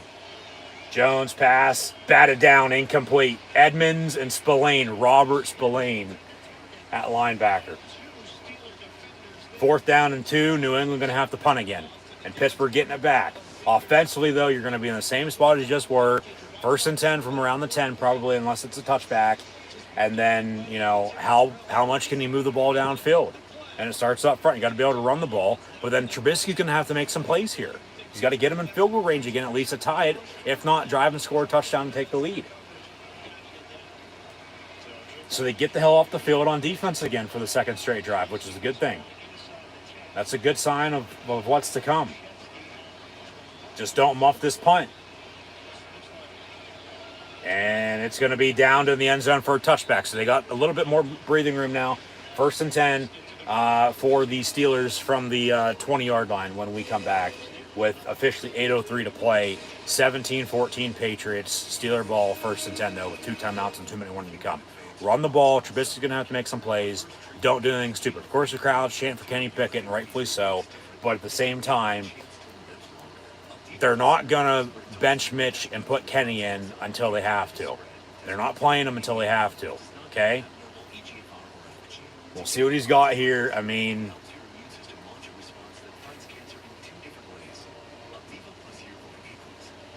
get in field goal range, kick it. Touchdown's even better. But, man, talk about being able to run the football. It's getting there, no doubt about it. They're balanced. They've been consistent at times. But they have not, and they know New England once again is going to be ready for it. I just said this a little bit ago. The deep shot. They got to take one. Because it might be the difference. Okay? Might end up being the difference. I mean, honestly, right now, the difference, okay, if everything else goes the way it did, think of this. The difference right now, if everything else goes the way it did, at the start of the game, New England, on their opening drive, went and kicked the field goal. They're up 3-0. But remember what happened right before that? Pittsburgh had punted. Muffed punt in the field of play, I might add. Live ball. And then he was tackled in the end zone for a safety, but they rolled it a touchback. That 3 points New England went and drove and scored is why they have a 3-point lead right now at 17-14, unless this game's tied up at 14 apiece. But then also, remember, the Patriots capitalized off of a Steeler turnover. The muffed punt, 3 plays later, they scored a touchdown to go up 17-6 before Pittsburgh scored, went for 2, and got it 17-14. Here we are. So, I mean, Boswell has a leg. I mean, they honestly would be down 20-14 if everything has gone the way it has. You know, because Folk also missed a 51-yard field goal. So they need a touchdown rather than a field goal here to tie it. But Boswell has the leg. Get him in field goal range again. You know, they won, of course, kick game winner last week in overtime to have Pittsburgh win. But getting field goal range if it comes down to it. Would love a touchdown here. But they got to make some plays. And we'll see what they have up their sleeve on offense here. Maybe a trick play of some sorts. 1st and 10 from the 20. Najee Harris on the give to the 25 for 5. 2nd and 5. Tampa with a field goal. They extend their lead to 10 now, 13-3, and that game looks to be over. Because there's not much time left.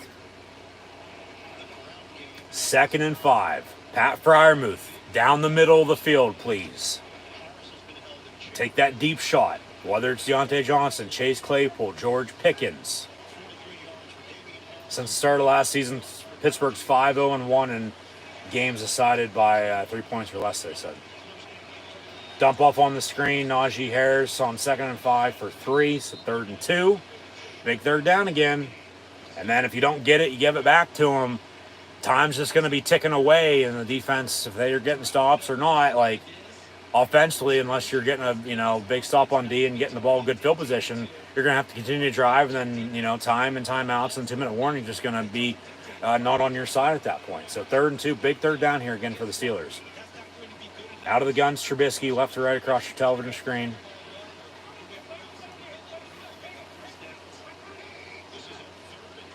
And Mitch on a wheel route, complete to Najee, and it's dropped incomplete, no flag. Incomplete. They wanted a flag, and they're not getting it. So these refs now, just back to what they were doing at the beginning of the game, not calling anything.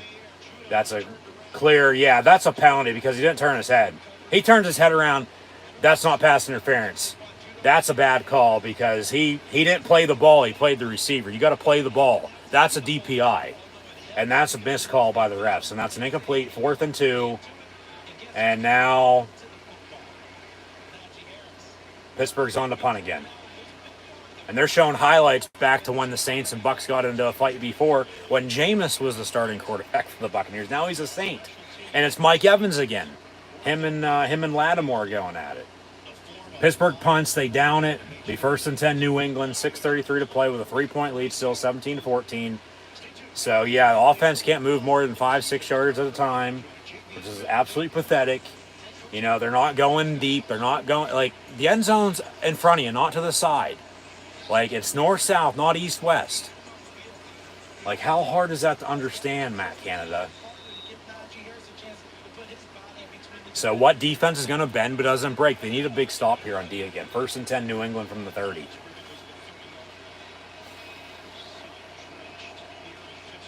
And Jones going to hand off. Hayward on the tackle, along with Malik Reed. Be second down and about 8.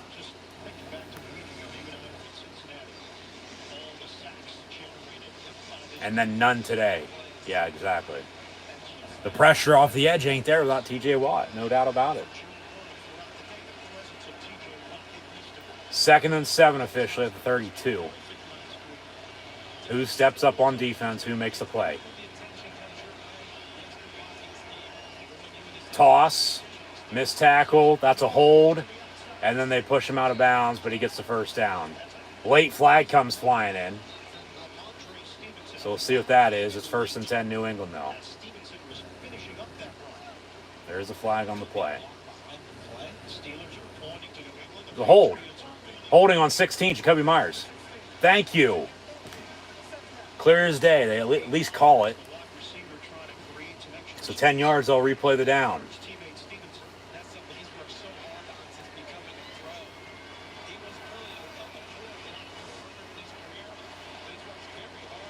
Hold on 83 too on Malik Reed. Come on, D. Let's get a stop. 2nd and 13. Let's go. Have they played Renegade yet is the question. 2nd and 13.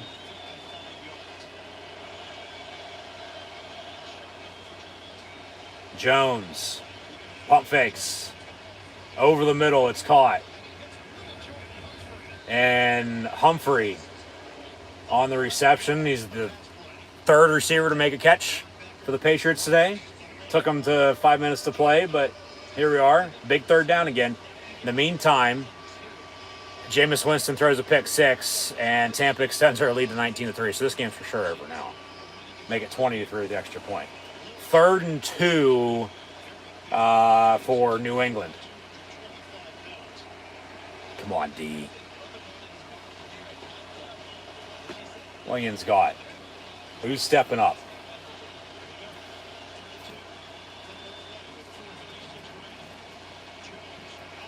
Mac Jones going to tuck it and run and get the first down. Miles Jack on the tackle. They had pressure off the edge with Hayward and Highsmith, but they couldn't get to him.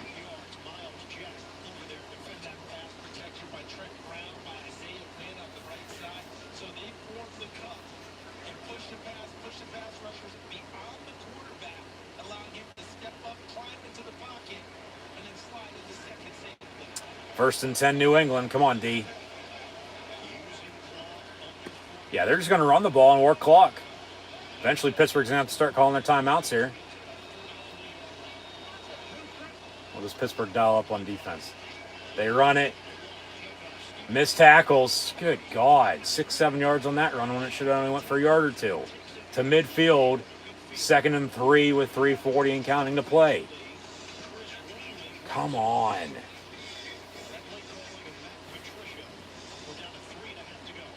How?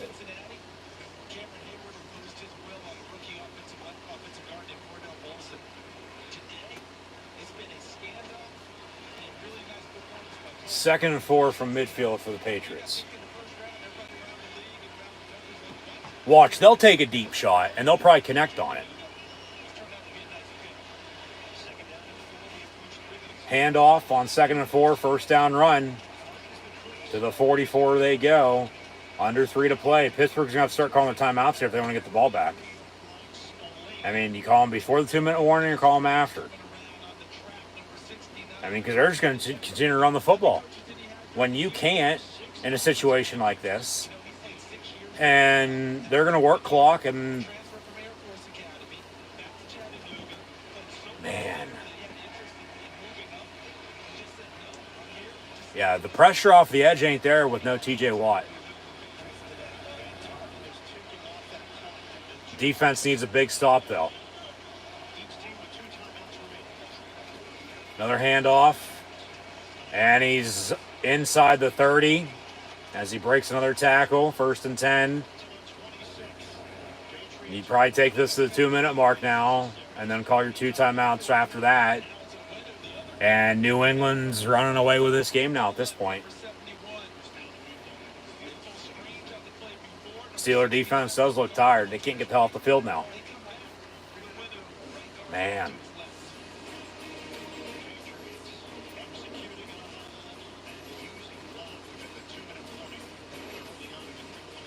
There's going to be a lot of people questioning, well, if so on and so forth, put Pickett in earlier when nothing at all, do they move the ball more than they did? Maybe, maybe not, though. We're not going to know. Okay? That is what it is. But once again, compared to New England, they have no running game. Like, as many all-purpose yards as Najee Harris has today, almost 100, I do believe. The fact of the matter is, of not having a running game is hurting Pittsburgh on offense, not being able to move the ball more than 5 yards a drive. No deep shots whatsoever, not taking any chances. And then the defense, even though offensively they've been able to convert on third down, so has New England, the defense, they to an extent have been able to go up the field. This drive, they can't. And New England's putting it to them.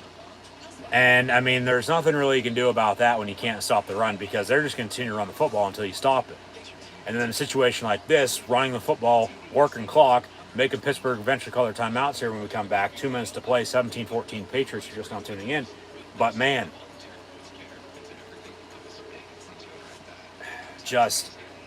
man, oh, man, they can't stop them.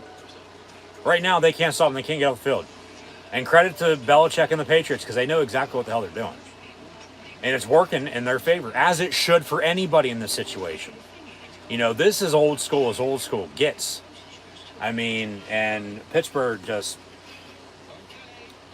There's going to be a lot of talk this week after this game for Kenny Pickett to replace Mitch Trubisky.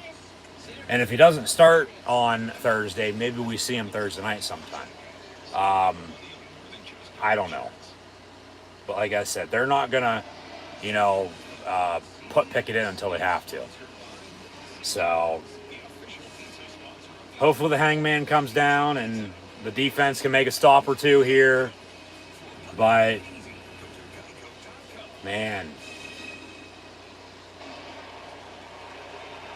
Patriots jig is hopefully up here and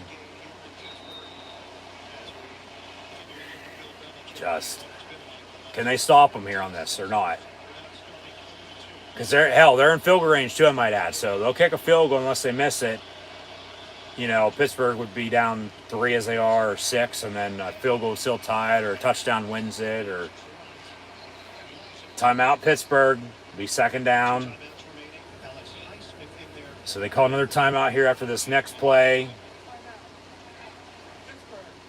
Third down, fourth down. Pittsburgh's going to get the ball back with under a minute to play, I'd have to think. Right around a minute.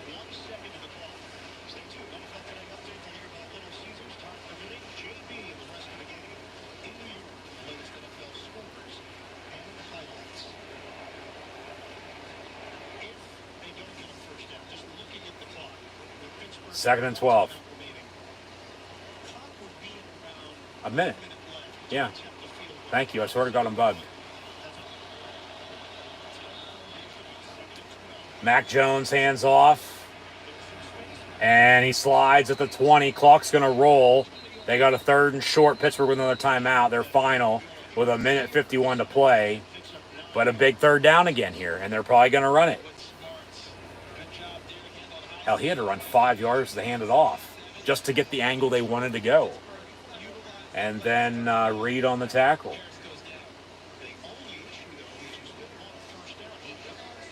Third and 3. Yeah, they get that first down. The game's over. He slid. Got a third and short. Third and 3. Here's play a game. Ball game for you, potentially. Because Pittsburgh has no more timeouts. They can't stop the clock after this.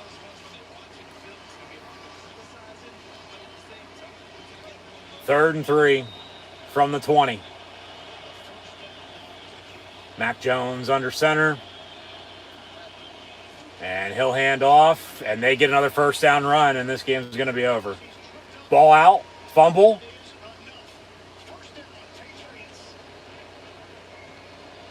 Harris is hurt. Where the hell's the ball?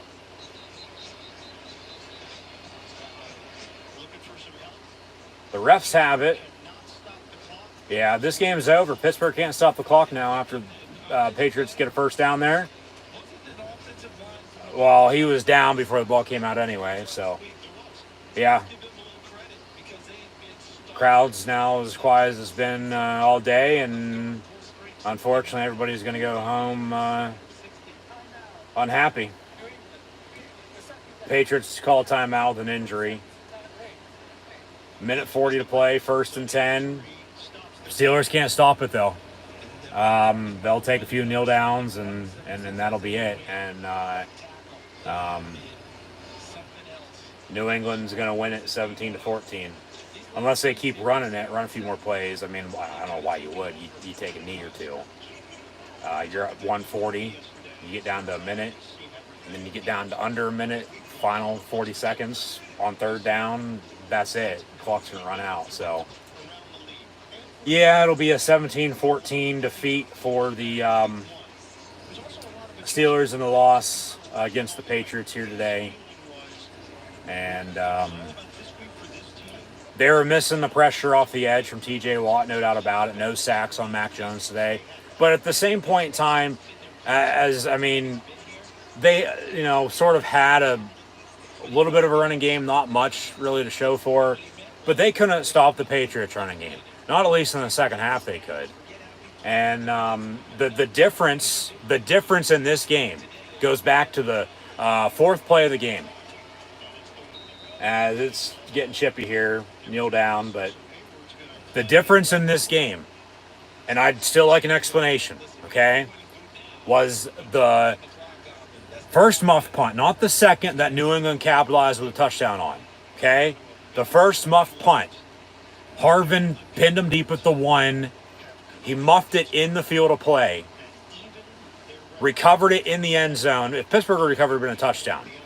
But he recovered it in the end zone, tackled in the end zone, which that is a safety, okay? But then they rolled a touchback. New England on that drive drove and scored with a field goal to go up 3-0. And they're going to win by 3, 17-14. Okay, another kneel down. And one more will do it for sure. That's the difference in this game, unless we're tied at 14 apiece right now, if everything else goes the way it did. But then also, if everything else goes the way it did, minus the Steelers' muffed punt, and then New England driving and scoring 3 plays later, Pittsburgh's up. But even with all that being said, they couldn't stop the run. And there's going to be a lot of talk about Kenny Pickett starting at quarterback or coming in relief of Mitch Trubisky to play quarterback for the black and gold over the next few weeks. Believe me, because offensively, they can't move the ball more than fucking 10 yards at a time, let alone that. So, post-game handshakes, 3-2-1. Final, New England beats Pittsburgh 17-14. There's the 2-10s with Mac Jones and Mitch Trubisky. And then also, of course, Bill Belichick and Mike Tomlin. We're getting bonus coverage with the Dolphins and Ravens. 5:19 to play. Miami has come the whole way back and tied it at 35. We'll stay on 35 apiece until we hit a final score here. Fox just has the one game today with Buccaneers and Saints, unless, of course, regionally in your area at 4 o'clock, because America's Game of the Week on CBS is, in fact, coming up in about a half hour or so with the Bengals and the Cowboys. But unfortunately, today, the Steelers lose at home in their home opener, just like they did last year against the Raiders, after a 1-0 start and then dropping to 1-3 before October rolled around. And, into November they went, and then December they split and then made the playoffs with some help. But they are 1-1 once again. They'll play the whole entire AFC East by Halloween, because they go to Cleveland on Thursday. I'll live watch long reactions then, so be sure to tune in. But then in 2 weeks' time, on October the 2nd, they'll host the Jets. Then they go to Buffalo a week later. Tampa going to beat New Orleans 20-10, it looks like here, after a 3-3 game and then a fight, and then Tampa taking advantage of that. Tampa rolls into Pittsburgh on the 16th before Pittsburgh goes to Miami on a Sunday night the week before Halloween, and then Halloween weekend, Pittsburgh will meet Philly. So, you know, they couldn't stop the run in the second half. They really couldn't run the ball themselves. We'll pull up some final stats and scores here in a second. See what happens here with the Dolphins and Ravens. But, because of course Pittsburgh's going to be playing both of these teams a total of 3 times the rest of the way. Miami once, and of course the division with the Ravens twice. But, and the Bucks, you know, seeing that. They'll also play the Saints too, because they play the NFC South this year. The tie to get this game at 35 was a deep ball from Tua to Tyreek Hill. And now it's Ravens ball. Got a pass interference, but 35 apiece with 4:24 to play. But yeah, so they get Tampa and New Orleans at home before they got to go to Carolina and Atlanta, both in December. But Pittsburgh, they don't travel out of the Eastern time zone at all this year. Furthest north they go will be Buffalo. The furthest south they'll go is Miami. And the furthest west they'll go is Indy on a Monday night. So furthest east would be Philly. And then, of course, all home games in Pittsburgh. And then everywhere else in between. But it's a long season. It's one game. They got a lot to fix, so no doubt about it. They got to find a running game. They got to stop the running game as well. They're going to have to find somebody to step the hell up for TJ Watt coming off the edge, because that really hurt him today, I thought. Turning the ball over doesn't help either at any point in time. But I'd honestly like an explanation for why the opening punt, fourth play of the game by the Steelers after a 3-and-out to begin the game, the muffed punt in the field of play, and then recovered in the end zone by the returning team, the Patriots, when he was then tackled in the end zone, was not a safety but ruled a touchback. I'd like an explanation on that, because on that drive then for the Patriots, they drove and kicked the field goal, and that ended up being the difference in a 3-point 17-14 win. So it is what it is. You win some, you lose some, but they had it, and they let it slip, even with all that, because they couldn't stop the run. And just, you know, hopefully they don't rush TJ Watt back. You know, Najee looked perfectly fine following an ankle injury last week. Need to get him more involved, though, along with Jaylen Warren. He was, you know, having a decent game early, but then the second half, it's like they've totally forgot about him, it seemed like. Trubisky, you know, no deep shots. You have 3 fucking receivers, and Deontay Johnson, Chase Claypool, and George Pickens, who can go out and snag it on those deep balls if need be. And then Pat Freiermuth, okay, he had a touchdown and the 2-point to tie it, or cut the lead, to 3 at 17-14, and then New England got the ball back and never looked back, basically. Ran the clock out with running the football because Pittsburgh couldn't stop it, and rightfully so. You know, they found a way to win. But they didn't get the ball to Freiermuth enough either today. They needed to go to him more down the middle of the field, and they need to open up this playbook. You know, enough with this east-west shit. The screens every once in a while, I don't mind. You know, it keeps them off balance, defensive, that is, at least. You know, keeps them on their heels. But last I checked, the end zone's in front of you. Behind you is going the wrong way. End zone's in front of you, okay? The sideline's a sideline. You don't need to, unless you're, which is what they do. They work the sticks. They keep it simple. They're balanced and consistent at that. They're consistent in not moving the ball more than 5 yards either, I might add. But you obviously want to score touchdowns. You don't want to have to settle for field goals. Boswell had 2 field goals. It was 14-6 at a point in time. Or 10-6, excuse me. And then that muffed punt. And then 17-6 3 plays later after they scored. And then, you know, Pittsburgh scores and goes for 2, cuts it to 3 at 17-14, and that's your final score then. Justin Tucker with a field goal. There's a flag on the play, so it's 38-35, but we'll see what the dirty laundry is from the Zebras. And then Miami's going to get the ball back with 2 timeouts and a 2-minute warning. And, yeah, it's going to be decline offside on the defense. Kicks up and good. So 38-35 Baltimore with 2:18 to play. And then we'll see how this game finishes up. And then if we'll also get bonus coverage potentially on Fox following Tampa and New Orleans here. Which, I think everybody's going to be talking about that fight. I think everybody's going to be talking, at least in Pittsburgh, about Mitch Trubisky and then Kenny Pickett and how they can't run the football, compared to how New England did today and how they can't stop the run. And, eventually something's got to give. But once again, they're not going to play him until they absolutely have to. Because they only lost by 3. I mean, he still fucking lost, no shit. But, he still gives them the best chance to win. But they got to open up the playbook more for him.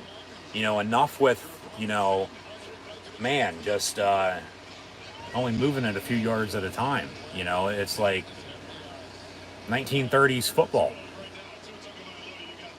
I think the change would be for Matt Canada at offensive coordinator. They one, should never fucking hired him. But 2, they did. 3, they should have got rid of him a long time ago after they hired him. But 4, he's still here. But with, Canada as the OC, Trubisky, a first-year quarterback for the Steelers, he's experienced, though, and that's what they're relying on from him to win football games. But regardless of who the quarterback is, once again, they have to have a fucking running game. And then the defense has to bring the steel curtain down, which they didn't today because they're missing T.J. Watt. So somebody has to step up for him because they're going to rely on this defense with Mitch at quarterback to win them games. It worked last week, didn't work today, did to an extent, but then they couldn't stop the run. They couldn't get off the field when they needed to. And then with all that, you still have, Pickett behind Trubisky, and, fans going to be hammering for him to play because he played at Pitt as well. And they're not going to play him until they absolutely have to. But if he's going to be, playing better, by all means, he needs to start then at that point, no doubt. But until then, this is just going to be how it's going to be. There's not really much else to be said. There's not. There really isn't. So final stats and scores here before we sign off. In the win, Mac Jones was 21-35 for 252, had a touchdown and an interception. Harris, 15 carries, 71 yards rushing and a touchdown. And then Stevenson had 9 carries, 47 yards rushing, okay? But before I move on, also on defense, they need to learn how to cover and tackle, along with stopping the run, because they couldn't cover Nelson Aguilar, who had 6 catches, 110 yards receiving and a touchdown. And then Jacoby Myers had 9 catches, 95 yards receiving. The only 2 receivers he threw to all damn day. 2 100-yard receivers, basically. Somebody cover them. Bourne had 2 catches, 16 yards. Harris had 2 catches, 16 yards out of the backfield. And then Humphrey had a catch for 11 yards on that last drive. But, man, it is disappointing to say the least, no doubt about it. And it sucks TJ Watt's going to be hurt still for, a couple more weeks because he was out today with that injury. But just luckily he's not out for the season. He's going to be back at some point in time. But they can still get over that hump without him because they were in this game down to the wire today. It's just they got to find a better running game, stop the run, offensively play a little bit better with the play calling, make some plays. They converted on third down. How much? We'll get to those here in a second as well, actually, right now. Pittsburgh on third down today, 8 of 15, so that's about 50%. A little bit better than the first half than the second half. New England was 9 of 17. At the end of the day, though, New England ended up controlling the clock, with being able to run the football when they needed to end up winning. Because they had about 30 more yards rushing total as a team than the Steelers did, had 100 yards on the dot more passing yards than the Steelers did.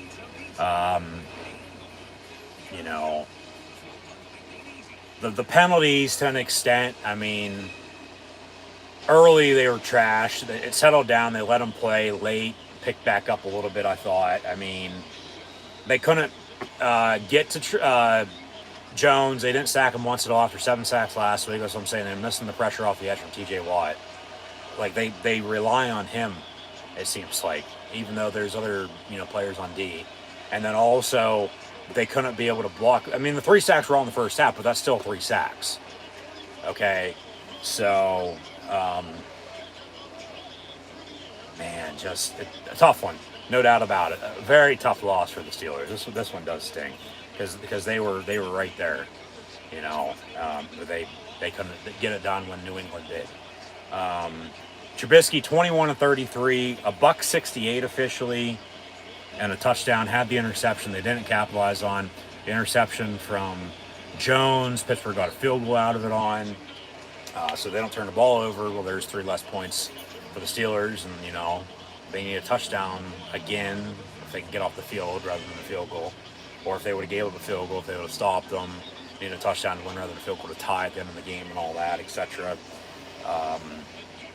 But the difference was the muffed punt that should have been a fucking safety at the start of the game. If they rolled a touchback, that New England, drove and kicked the field goal to begin the game, go up 3-0. And I'd really love an explanation on that, but I don't think we're ever going to get one. Najee Harris had 15 carries, 49 yards rushing, along with 5 catches, 40 yards receiving. As Miami needs a field goal to tie, but they're inside the 10, 1st and goal, and a touchdown wins it with 30 seconds to play. Baltimore has all 3 timeouts, Miami with 2, so we'll see if the clock gets stopped here or not. But, Najee, as Trubisky was 21-33 once again, a $168 and a touchdown, interception, sacked 3 times. Harris 15-49 on the ground and 5-40 receiving out of the backfield. Gunner had a carry for 18 yards on an end around. Warren 4-15. At least our starting running back today led the team in rushing, for God's sakes.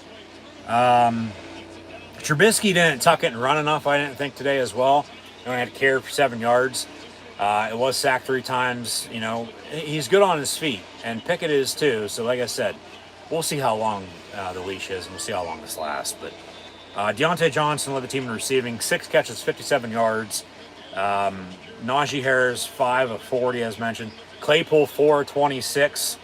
Pickens, only 1 catch, 23 yards, and that was right before halftime. And then Pat Freiermuth, 4 catches, 22 yards, and a touchdown. And the 2-point, which cut it to 3, but then, New England runs the clock out, and 17-14 is your final score, with the Patriots winning. The Bucs are going to win 20-10 at New Orleans. And we got an injured Raven. And incomplete on the play. Intended for the Penguin, Jalen Waddle. And they got a 2nd and goal from inside the 10. Update some other final scores from around the league here.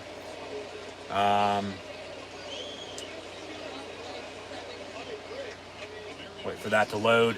And then also, hopefully, be sure to tune back in tomorrow for NFL Monday Night Football for a doubleheader between the Titans and Bills, along with the Vikings and Eagles, along with WWE Monday Night Raw, and then some professional wrestling in the middle of the week as well. Before Thursday Night Football, Pittsburgh will be in action against the Browns. Steelers in Cleveland taking on the Brownies on Thursday Night Football, so be sure to tune in then. And then, of course, next weekend in college football and the NFL as well. Be sure to like, follow, and subscribe on social media. Links in the description below.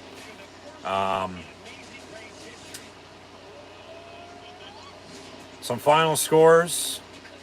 4:15 here, along with some games just underway. Falcons, Rams tied at 0. 49ers lead the Seahawks 3-0. Still to come, though, as mentioned, Bengals, Cowboys, along with the Texans and Broncos.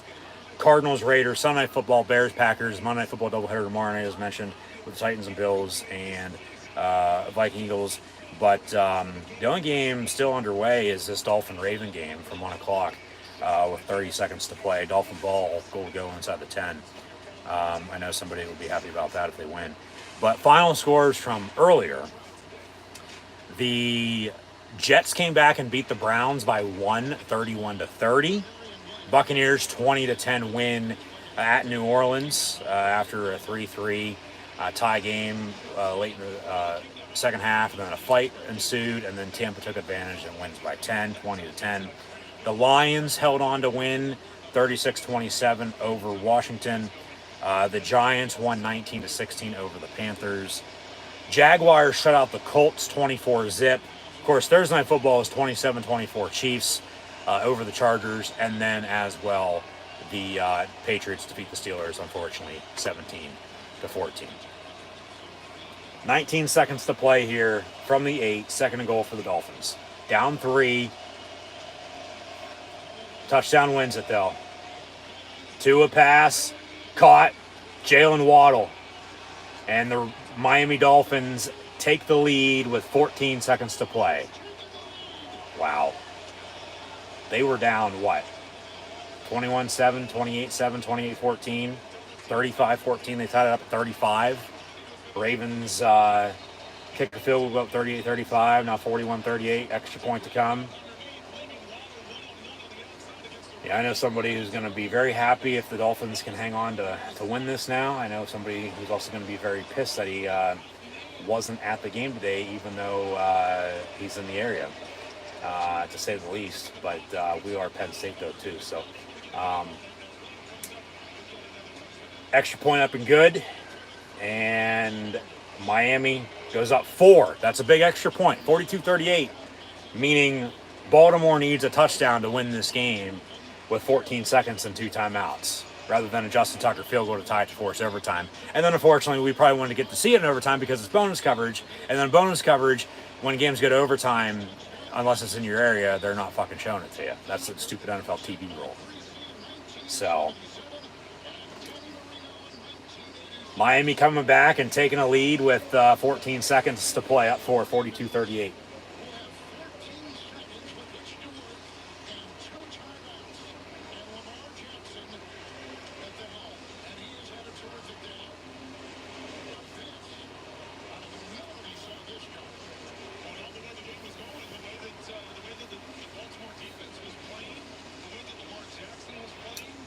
Miami's first lead of the game. They trailed 35-14 entering the fourth quarter.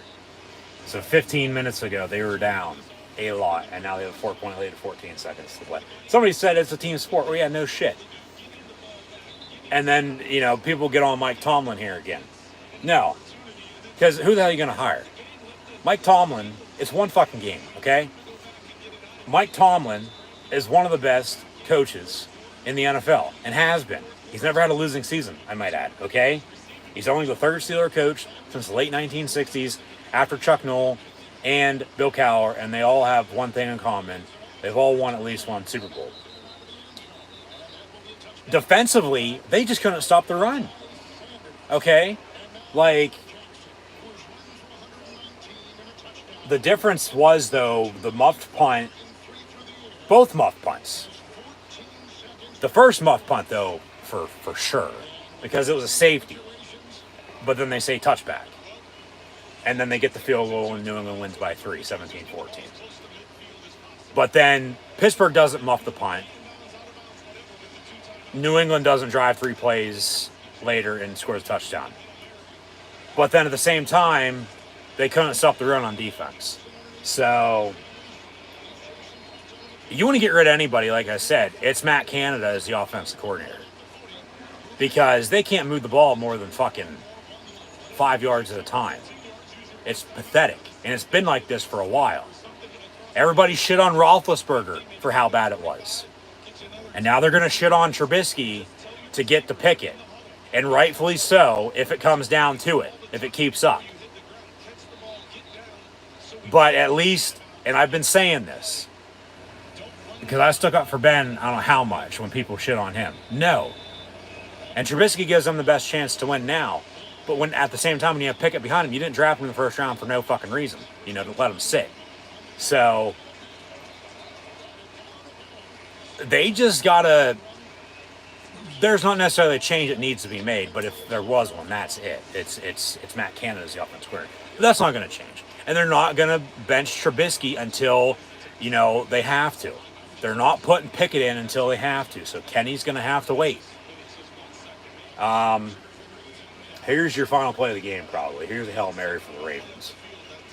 But, at the end of the day, they couldn't get the job done, and you watch the tape, you move on, and next week, as New England would always say, we're on to Cincinnati. Well, Pittsburgh just beat Cincinnati before they lost to the Patriots today. Pittsburgh's on the other OHIO team in the NFL, and that's Cleveland on Thursday night. So I'll see everybody then for live watch-along reactions, and I'll leave it at that. All right? I've said my piece. I'm not saying anymore. It is what it is at the end of the day, and they didn't get the job done. So, what more can you honestly say? Everybody has their own opinion, and rightfully so, but and I can agree with that to an extent, but no. Don't even go there with that. Because that's the thing. You fire him, who are you going to hire? That's also going to give them the best chance to win. There isn't anybody. Pass incomplete on the Hail Mary, and the Dolphins are going to come back from down 35-14 at the start of the fourth quarter and defeat the Baltimore Ravens 42-38 as they start out 2-0. New England, Pittsburgh, Baltimore, Cleveland all 1-1. Tampa's 2-0. New Orleans with the loss, they dropped to 1-1. It's still early. It's week fucking 2, folks. We're going to overreact again after this week. No doubt about it. But it's a long-ass season, last I checked. It's 18 weeks, 17 regular season games with a bye. You get the playoffs. Super Bowl ain't until February the 12th. It's September the 18th, for fuck's sake. Calm the hell down. It's one game. Now, AFC game, tie-breaking roles, yeah, come down to the nitty-gritty in November and December when playoff berths are on the line. Might be a difference, might be a big factor then, no doubt about it. You might look back to one of these games and, well, oh shit. But, yeah, that does it for CBS. They'll get us to Dallas for Bengals Cowboys. And then Sunday Night Football is, in fact, Bears and Packers, and the Monday Night Football doubleheader tomorrow. Fox recapping everything from earlier with some highlights, but then talking about the fight in the Buccaneers-Saint game. So I'd like to know exactly what was said, but of course nobody's going to ever say.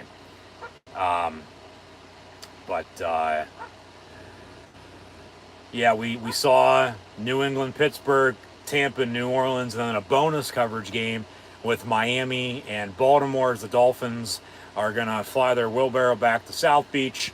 And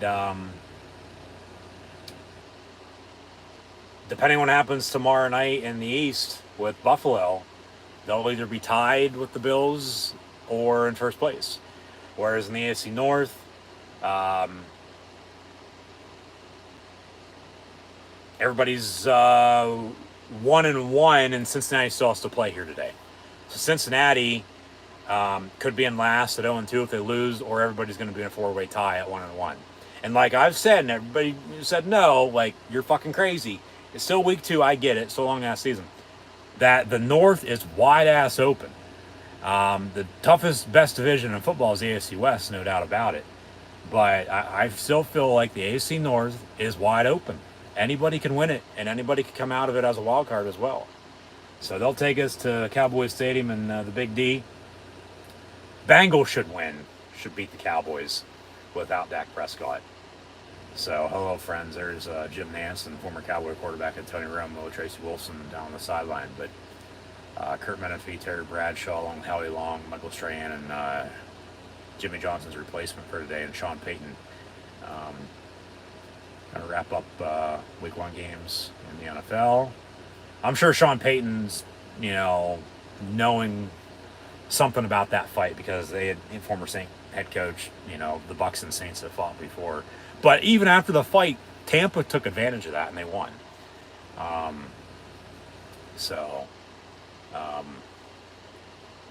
We're underway in the Big D as well with Bengals Cowboys. First and 10 from the 25 for the Cowboys, but Fox will wrap it up, and then got one game here, one game tonight, and two tomorrow, and then we're on to week 3. And week 3 begins on Thursday Night Football with the Steelers and Browns, and I'll have live watch along reactions over on YouTube then. So be sure to tune back in, and thank you for tuning in today and watching. Unfortunately, the Steelers couldn't get it done. They lose by 3 at home in their home opener at Heinz Field, not Ackershire, however the hell you want to pronounce it, let alone its real name, how you say it. Stadium, lose by 3 at home to the New England Patriots, 17-14, your final score. So we went over the final stats and scores there, and like I said, they couldn't stop the run offensively. They couldn't move it, that much. But what's new? The difference, once again, I thought, and I'll leave it with this, end it with this.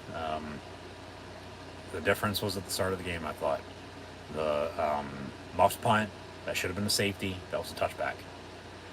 We'll see what Tomlin says. I'd like an explanation, from him myself too. We'll see what he says, or if the NFL officials say something tomorrow that ain't gonna fucking matter then at that point because the game's already been played.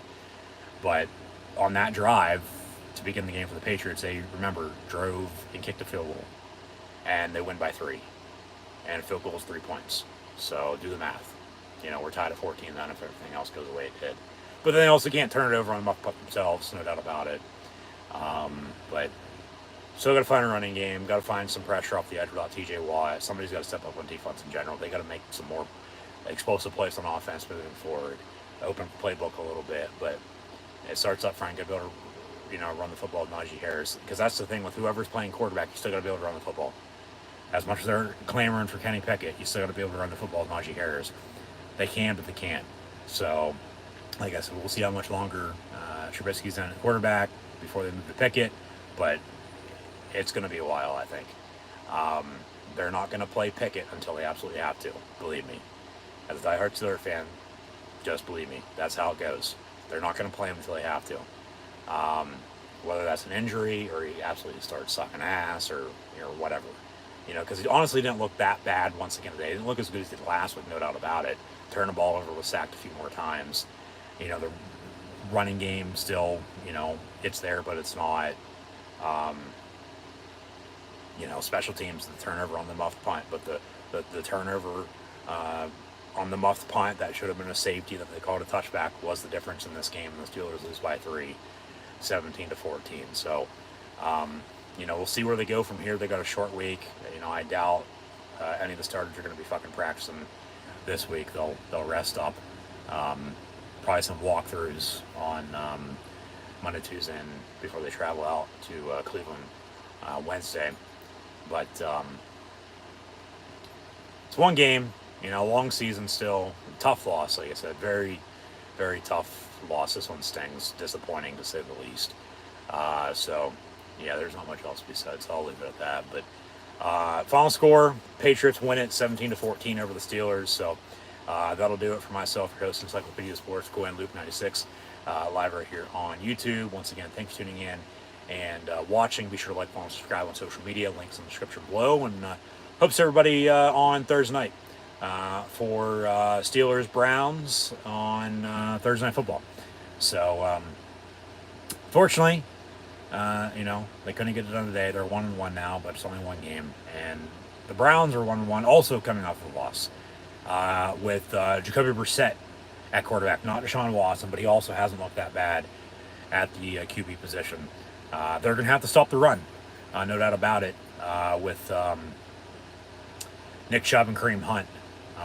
So we'll see if they can, because if they can't, just like they couldn't, honestly, today in the second half, might be the same story come Thursday night. But they got to find a running game themselves, no doubt about it. Got to make some more plays on offense to begin with, and defense has to step it all up. Maybe on special teams, get some better returns to get them some better, starting field position to help out to begin with. But you also still can't turn the ball over and expect to win, along with, not being able to stop the run and, letting the just clock run out on you without even getting the ball back again. So, yeah, starts up front, offense, defensive line. You got to be able to run the ball and stop the run. They couldn't. And yeah, difference was the once again muffed punt at the start of the game, though. That should have been a safety that they didn't review, that they said was a touchback. And on that drive, New England drove, kicked a field goal, and they win by 3. 17-14, your final score, with the Patriots defeating the Steelers here today. So once again, thanks for tuning in and watching. Be sure to like, follow, and subscribe on social media. And I'll see everybody this upcoming week live right here on YouTube for more live watch-along reactions, whether it be in college football, professional wrestling, of course, middle of this week, and then also the NFL with the Steelers at the Browns on Thursday night, as both teams lost today by a total of 4 points.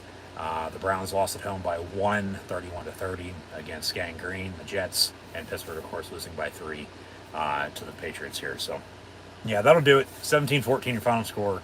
Patriots defeat the Steelers. I'll see everybody this upcoming week for more live watch-along actions live right here on YouTube.